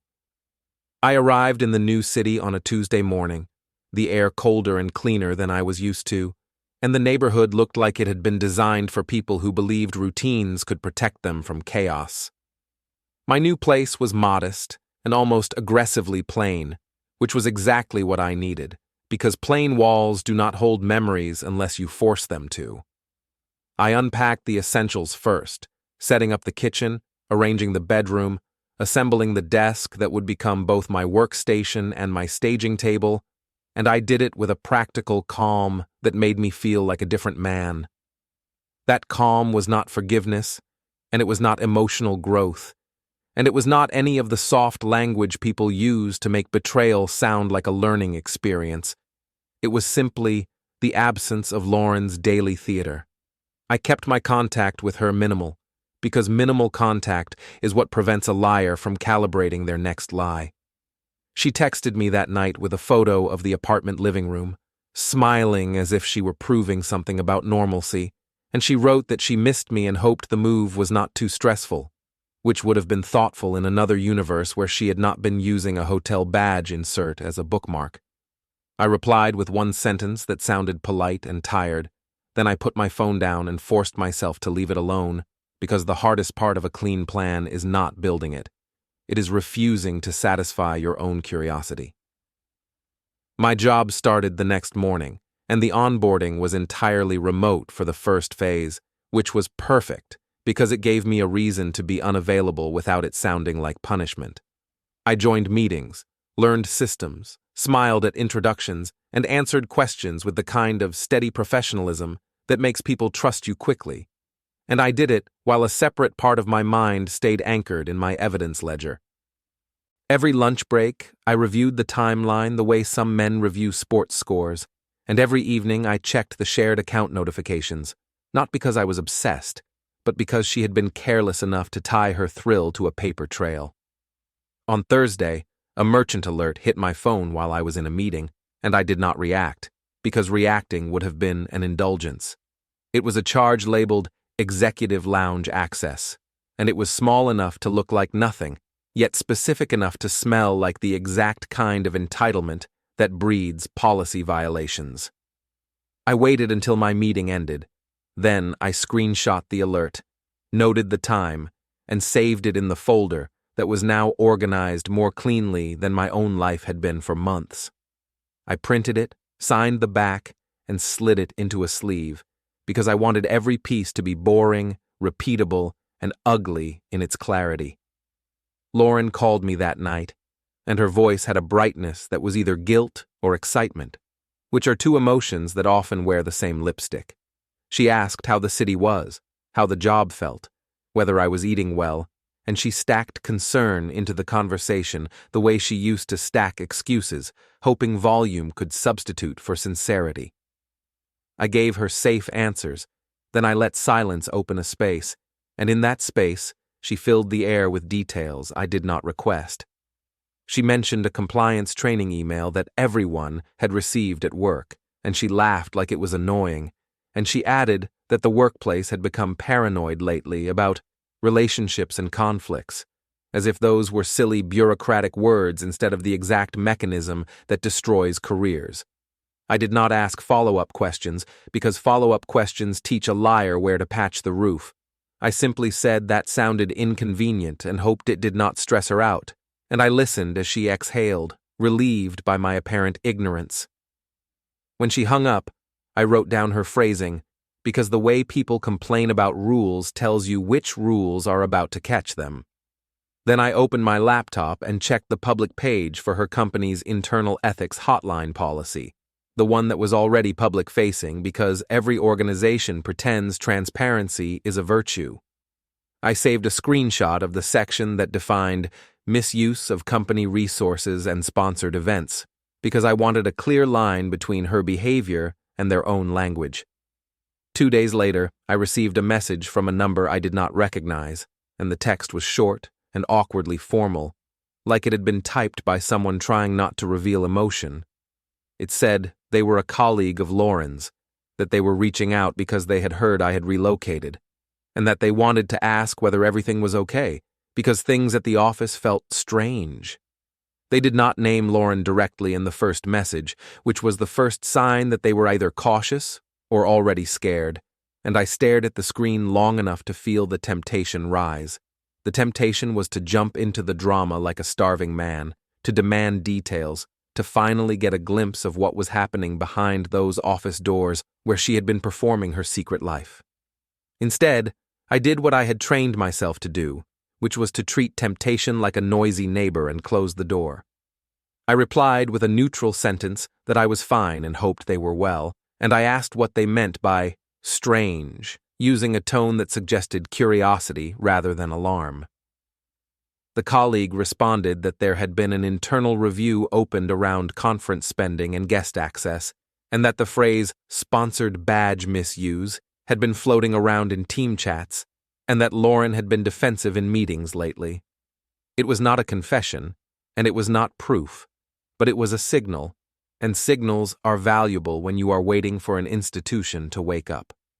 That night, I took out my evidence binder and laid the sleeves on the desk in chronological order, because order is what keeps you from becoming a man driven by spite. The calendar PDF, the merchant alerts, the public photo permalink, the access badge insert on the apartment floor, and the new lounge charge all formed a pattern that would look obvious to anyone trained to look for patterns. I did not need to invent narratives, and I did not need to interpret facial expressions, because the pattern itself was the narrative, and the pattern did not care about Lauren's feelings.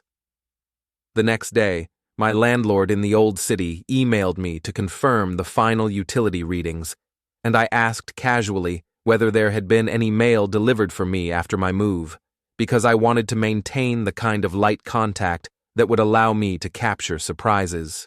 The landlord replied that a certified letter had arrived addressed to Lauren, and that he had left it in the mailbox, and he added that the return address looked like it was from her employer's corporate office. My stomach tightened, not because I feared what it meant, but because it told me the timeline had shifted from murmurs to paperwork, and paperwork is the moment when people stop pretending. Lauren did not tell me about the letter at first, of course, because she still believed she could manage information the way she managed her public image. She called me that evening and spoke too slowly, as if she were choosing each word with tweezers, and she said work was stressful, and she said there were rumors, and she said people were being unfair and political.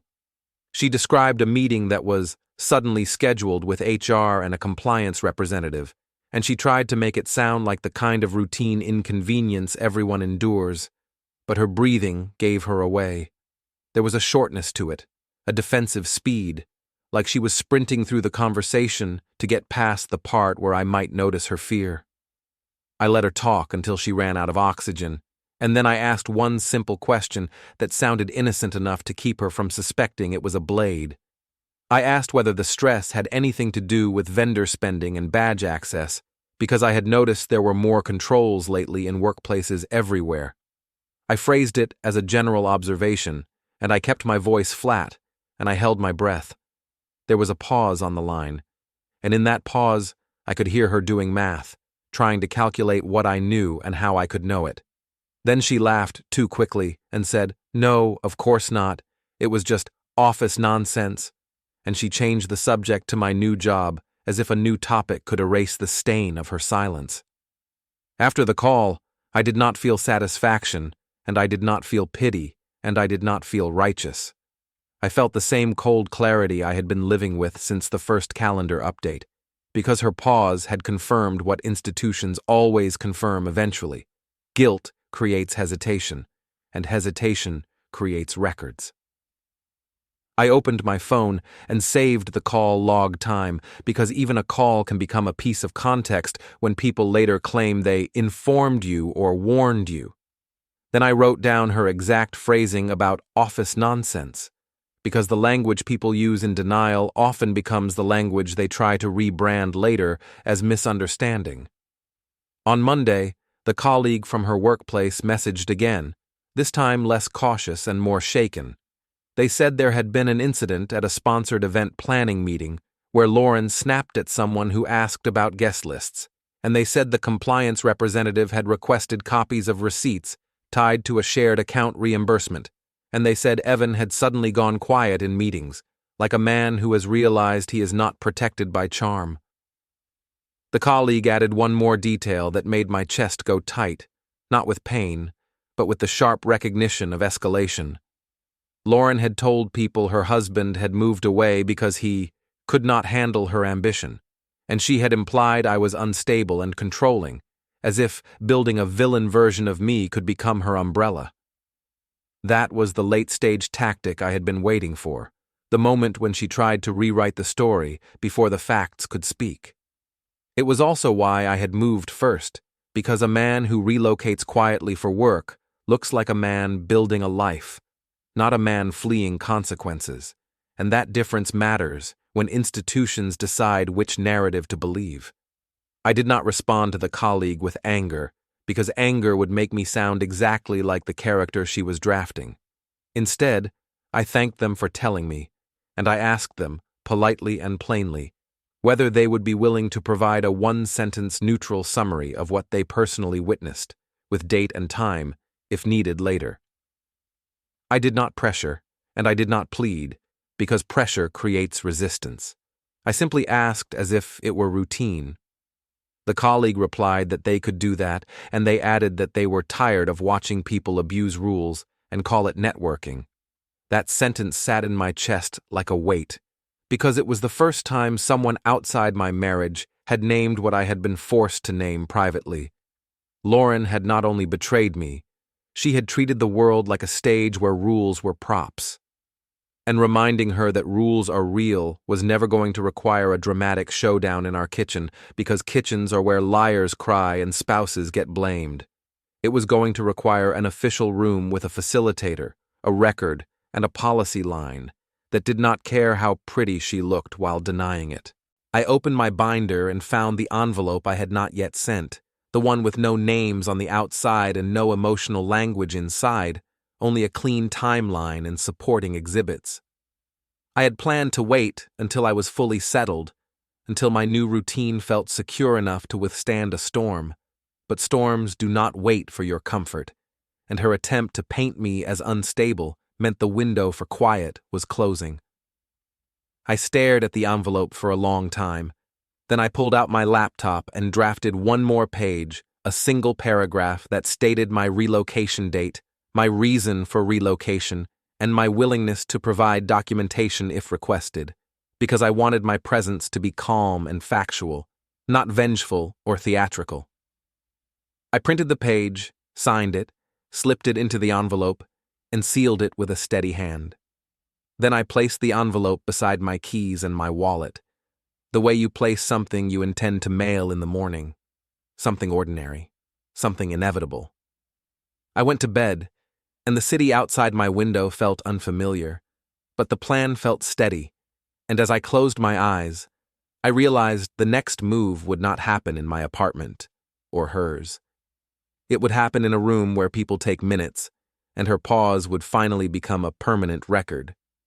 The next morning, I mailed the envelope before I let myself drink coffee, because I have learned that caffeine makes a man feel brave, and I did not want bravery, I wanted discipline.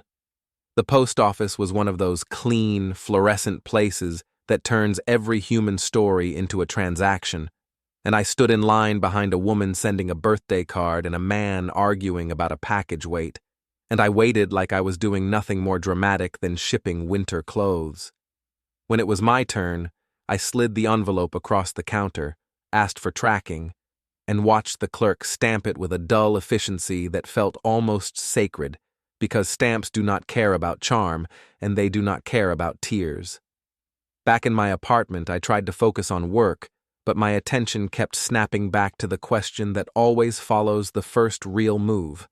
How long until the other side realizes the board has changed? Lauren's pattern was predictable, and I did not say that because I wanted to feel superior, but because predictability is what makes a plan humane. If you know what a person will do, you do not have to chase them, you do not have to threaten them, and you do not have to become the kind of man who breaks rules just to watch a liar panic. All you have to do is let them step into the consequences of their own choices and then stay quiet enough to hear the impact. By lunch, the tracking showed the envelope had left my city, and by late afternoon, my phone vibrated with a message from the same colleague who had been feeding me fragments from the office. They wrote that HR had scheduled a fact-finding session for the next day, and that Lauren was walking around with a smile that looked glued on, asking people whether they had heard anything, like a woman trying to collect rumors the way children collect coins. The colleague added that Evan had been seen in the cafeteria talking to a procurement manager with the intensity of someone making a last-minute deal, and that was when I realized the affair was no longer just an affair. It was now a desperate attempt to keep a network from snapping. Lauren called me that night, and she did not bother with the warm-up this time.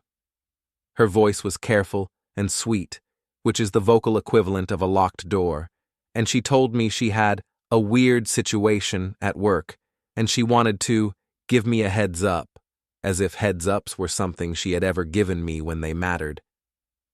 She said there were questions about conference expenses and guest access, and she said someone was trying to make her look bad, and she emphasized how unfair it was, how political it was, how certain people were jealous of her progress.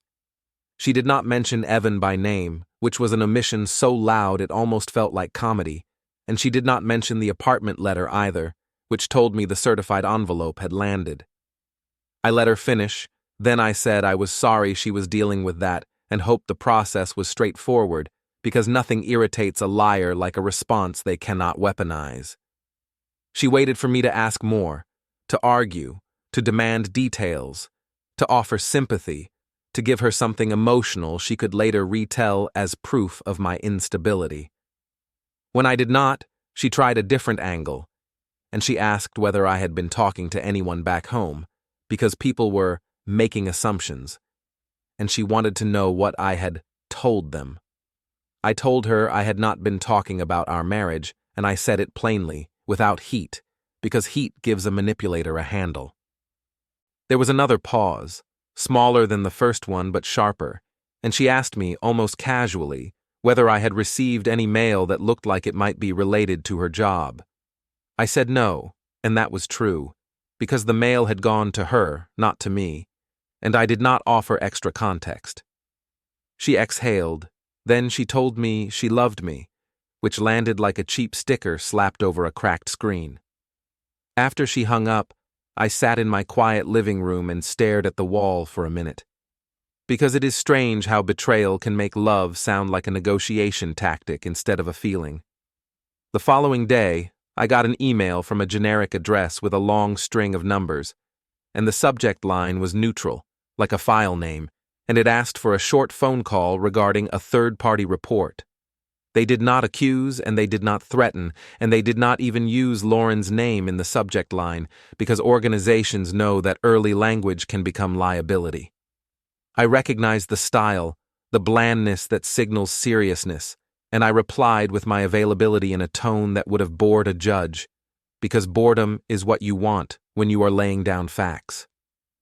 We scheduled a call for the next afternoon, and I put it on my calendar like it was any other meeting, because it was, in the most brutal sense, exactly that.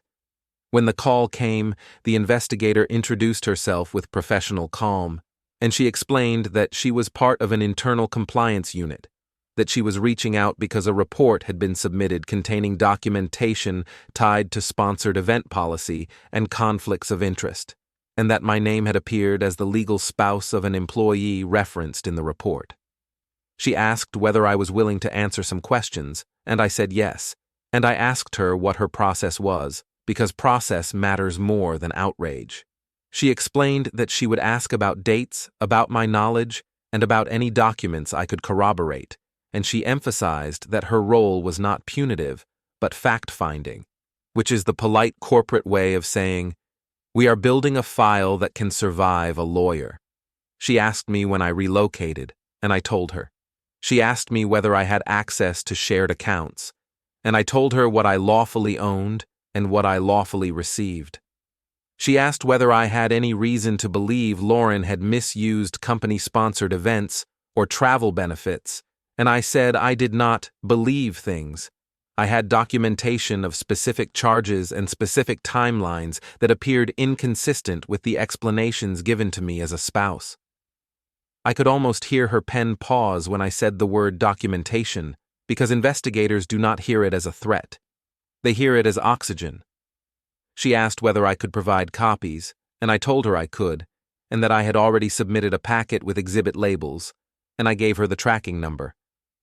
There was a quiet moment as she typed, and then she confirmed she saw the packet in their intake system, and she thanked me for the organization, which would have sounded flattering if I had been looking for approval. Then she asked one question that showed me the institution had already found its first hook. She asked whether I knew the name Evan Cole.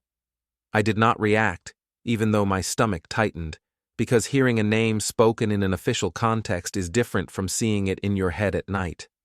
I said yes, I knew the name, and I explained, carefully, how I knew it, and I did not embellish, because embellishment is what liars do when they are trying to fill gaps.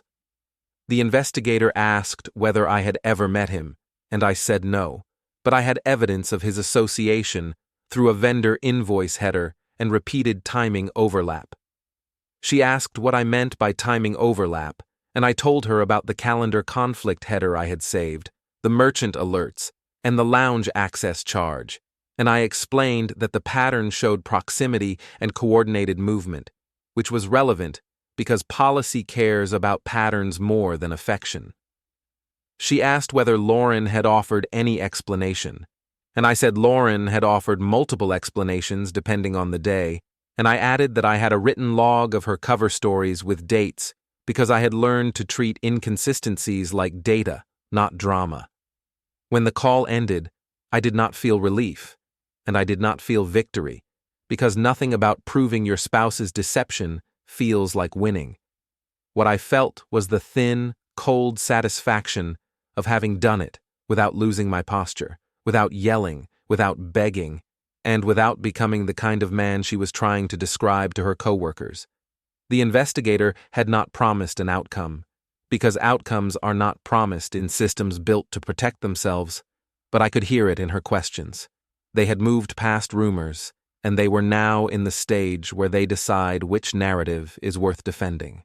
Lauren called me 2 hours later, and this time she did not have sweetness. She had suspicion, carefully disguised as concern, and she asked me whether I had spoken to anyone from her workplace.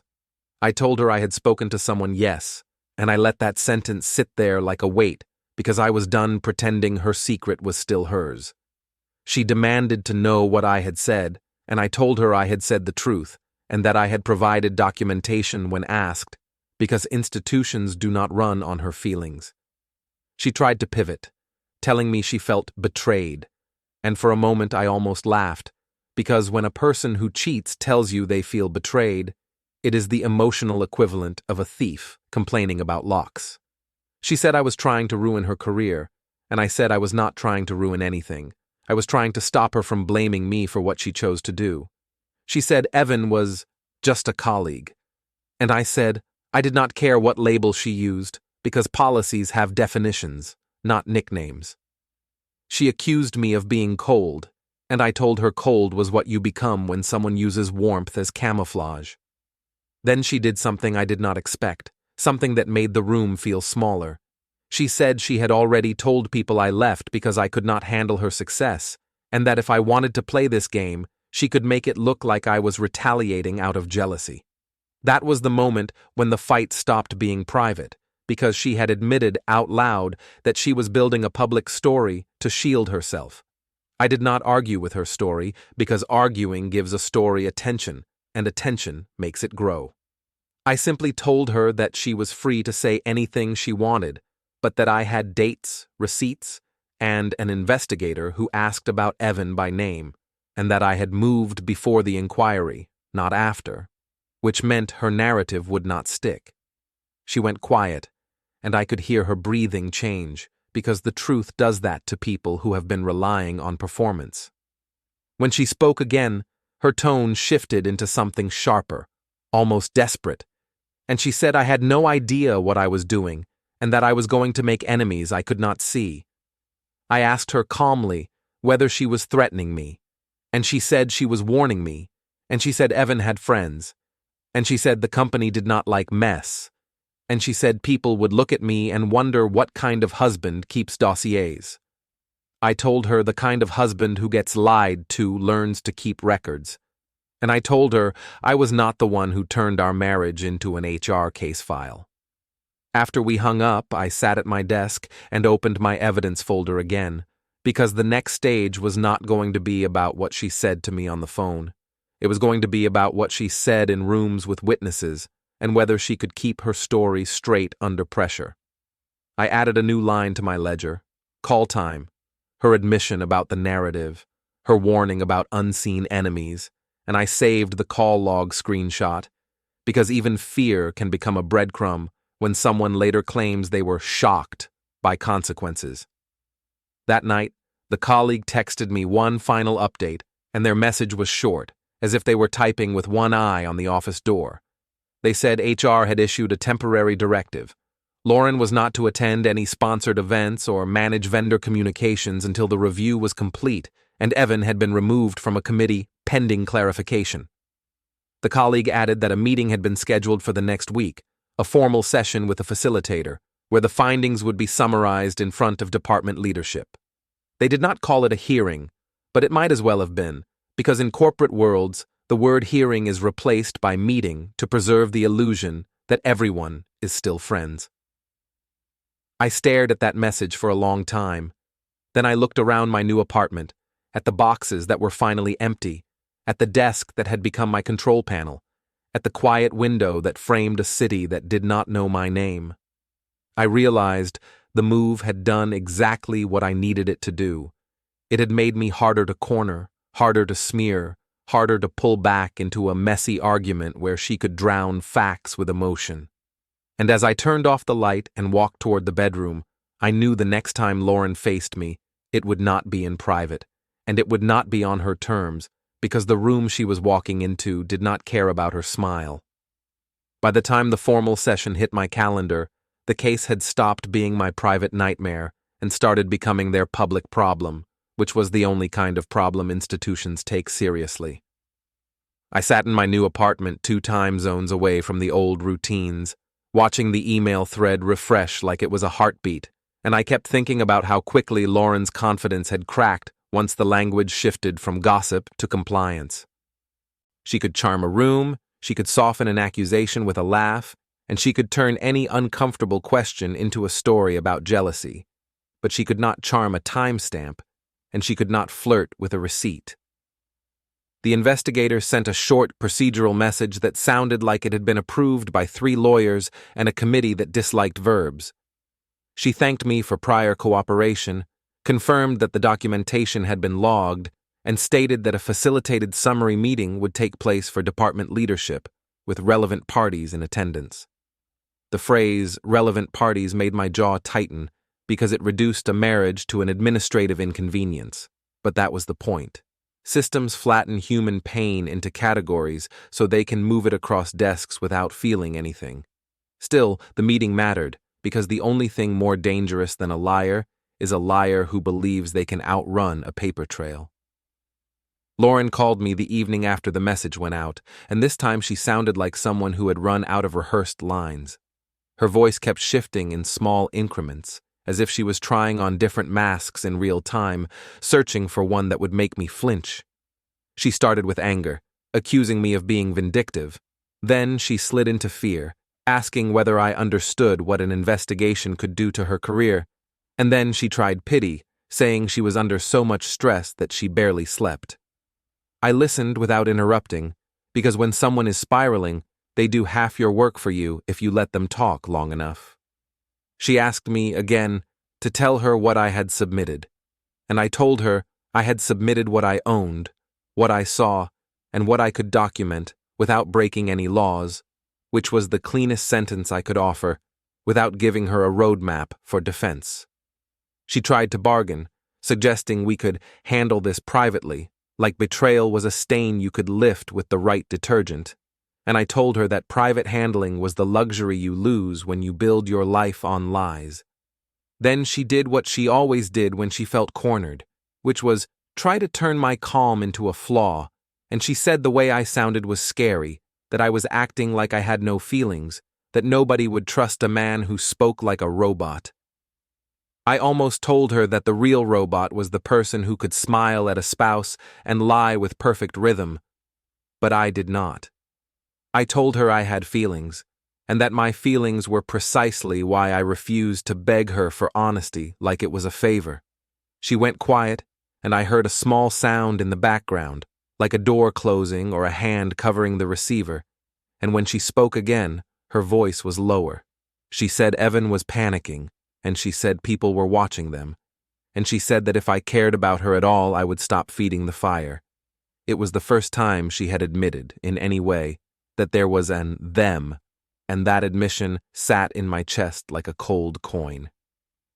After the call, I opened the evidence folder I had built the way other men build hobbies, with patience and a grim attention to detail. I reviewed it not because I needed to relive the pain, but because I needed to anticipate the tactics. There were the merchant alerts from my account showing dates and locations that contradicted her cover stories, and there was the shared calendar conflict header that made her late meeting impossible unless she had learned how to exist in two places at once.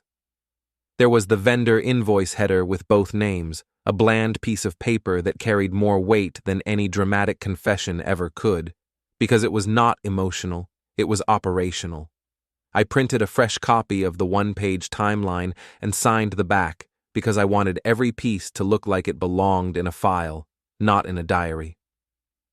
The next morning, my colleague sent me a photo of a notice posted in the office common area, a small memo that instructed staff to direct questions about vendor access and sponsorship spending to a designated compliance contact. It was the kind of memo that pretends everything is normal while quietly admitting everything is on fire.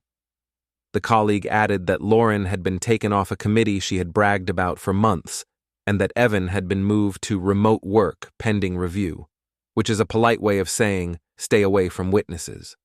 The colleague also said there was talk of a policy line that leadership cared about, a conflict of interest disclosure that had not been filed. And that was when I understood the late twist forming. This was not just about sex and secrecy. It was about power and process. And Lauren had treated process like scenery.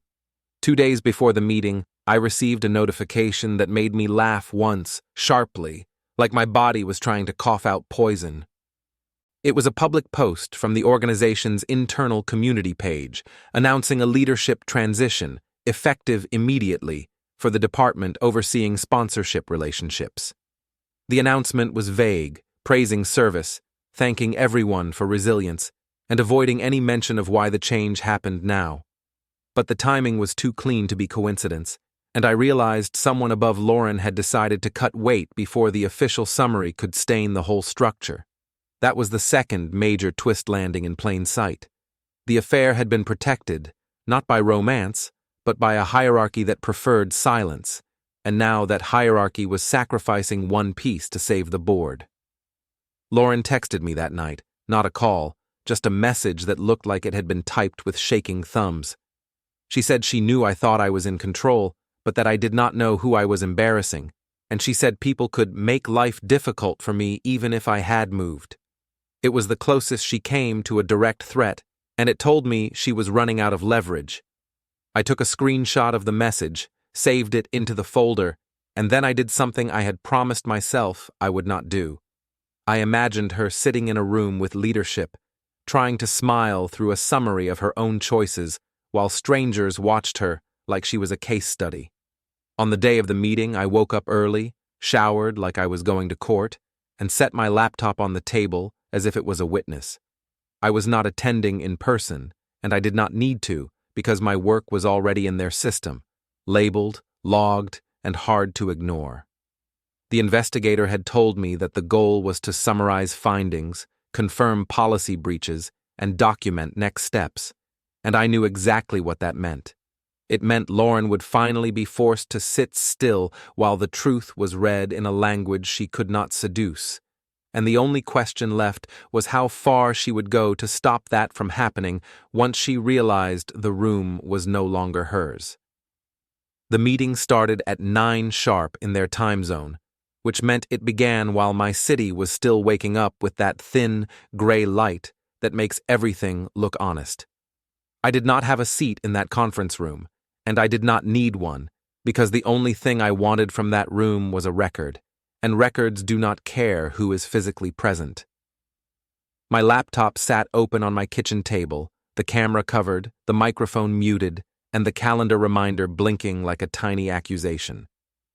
I had been invited to remain available by phone if the investigator needed clarification, and I knew that meant one thing. They were about to read my life back to the people who had treated it like background noise. At 9:15, the investigator emailed a link to a secure summary packet, and the subject line was as sterile as a hospital hallway. I opened it and saw the same material I had submitted, now arranged in an institutional voice that made the facts sharper, because the facts were no longer mine alone. Dates were in bold, locations were plain, payment owners were noted without emotion, policy references were cited like scripture. When I scrolled, I saw the timeline as they had formatted it, and it looked less like revenge and more like gravity. No colorful language, no dramatic claims, just a series of simple points that added up to one unmistakable conclusion. Lauren had lied to me, and she had lied at work, and she had used the same habits in both places because she thought everyone else existed to absorb her choices. The investigator called me at 9:30, and her voice sounded exactly as it had every other time, calm and careful, which I respected more than I wanted to. She confirmed that the summary was being presented to department leadership, compliance, and a designated representative from the board's ethics committee, and then she asked me one question that mattered. She asked whether I had ever authorized Lauren to use my account for vendor-related charges tied to her committee work. I answered truthfully that I had not authorized anything beyond ordinary household spending, and that I had flagged those specific charges as suspicious the day I saw them. The investigator thanked me, and there was a pause where I could hear paper moving, and then she said the phrase that changed everything from rumor to consequence. She said the record would reflect my answer, and the record would be appended to the findings. That was when my phone buzzed again, a second call pushing through, and I saw Lauren's name on the screen like a stain that refused to wash out. I did not answer. I watched it ring until it stopped, because the last thing I was going to do was let her emotional weather leak into a process built for facts. She immediately texted, and the message was short enough to be dangerous. She said I was destroying her, and she said she would tell them I was unstable, and she said she had proof I was controlling. I stared at the words and felt a strange relief, because threats are a form of honesty, and she had never been more honest than she was in that moment. I took a screenshot, saved it to my folder, and then I placed my phone face down on the table like I was ending a conversation with a corpse. At 10:10, my colleague from the old office sent another message, and the tone was different now because the building had shifted from whispering to watching. She said the meeting room door had closed, and then, 20 minutes later, she said it opened again, and people came out looking like they had swallowed nails. She said Lauren's friend from finance would not make eye contact with anyone, and she said Evan had been escorted to a smaller room by a compliance officer and an HR representative. She did not say escorted like it was dramatic. She said it like it was procedural, which was worse. I reread her messages twice, not because I doubted them, but because I wanted to memorize how it felt when my private humiliation finally became their professional liability. The investigator called again at 10:45, and this time she did not ask questions. She delivered outcomes with the same careful neutrality that made them sound inevitable. She said, a preliminary finding had been reached regarding undisclosed conflicts, misuse of resources, and repeated misrepresentation of vendor interactions, and she said the organization had initiated formal steps that would begin that same day. She said Evan's access to vendor systems had been revoked pending review, and she said Lauren had been placed on immediate administrative leave while leadership decided whether termination for cause was warranted. I listened without speaking, because any sound I made felt like it would contaminate the purity of the moment. When she finished, she added a sentence that felt like a door slamming in a quiet house. She said the organization would be notifying relevant partners because vendor trust required transparency once a breach had been documented. Lauren called me again an hour later, and this time I answered, not because I wanted to hear her, but because I wanted the last exchange to be clean. She started talking fast, the way people do when they are trying to outrun reality, and she said they were blaming her for things she did not do, and she said Evan had been setting her up, and she said I had manipulated the situation by moving away to make her look guilty. I let her go until she ran out of breath, and then I asked her one question, the only question that mattered anymore. I asked her why the vendor invoice had both their names on it, and why the merchant alerts had hit my account on the exact days she claimed she was somewhere else. There was silence, and in that silence, I heard her mind searching for a lie that could survive paper, and then she did what she always did when she failed. She attacked my character. She said I was cruel, and she said I wanted her to suffer, and she said I was turning a mistake into a massacre. I told her the suffering came from the choices, not from the documentation, and I told her she had mistaken my patience for weakness because it was convenient. She tried to pivot again, saying we could still fix the marriage if I would just help her smooth things over, and I felt my mouth curl in a humorless smile. I told her I had already fixed my life by removing the part that lied to my face, and I told her the institution would do what institutions do when presented with proof. They would protect themselves, and she would not be the exception. She made a small sound, something between a sob and a laugh, and then she said she hated me for staying calm.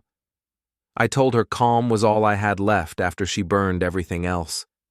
She asked me finally what I wanted, and the question sounded pathetic because it came too late.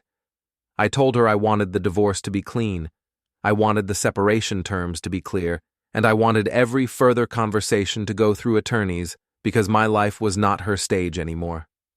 She began to argue, but I ended the call, not with a dramatic goodbye, but with a quiet press of my thumb, because that is what endings look like when you are done performing. An hour later, a new email arrived from the investigator, and it contained the kind of language that makes people start packing boxes. It confirmed that an ethics case number had been logged, that the evidence was now part of the official file, and that a summary of findings would be shared internally with leadership and compliance. The last line stated that any retaliation against reporting parties would be considered a separate violation, and I read that line twice with the same grim satisfaction I felt when I locked the door of my new apartment for the first time. I did not need revenge fantasies anymore, because I was watching the machinery do what it was designed to do when you feed it verified facts. I opened my own folder one last time and looked at the timeline. not as a weapon, but as proof that I had survived being lied to without becoming the kind of man who begs for decency. I printed the final page, signed the back, and slid it into a clear sleeve, not because anyone else needed it now, but because I needed to see the truth contained, labeled, and finished. Then I shut the laptop, stood in the quiet, and realized the most humiliating part for Lauren was not the leave, not the investigation, not even the whispers. It was the simple reality that I had moved on before she could rewrite the story. And as my phone buzzed again with an unknown number, I let it ring, because the only ending that mattered was the one where I did not pick up.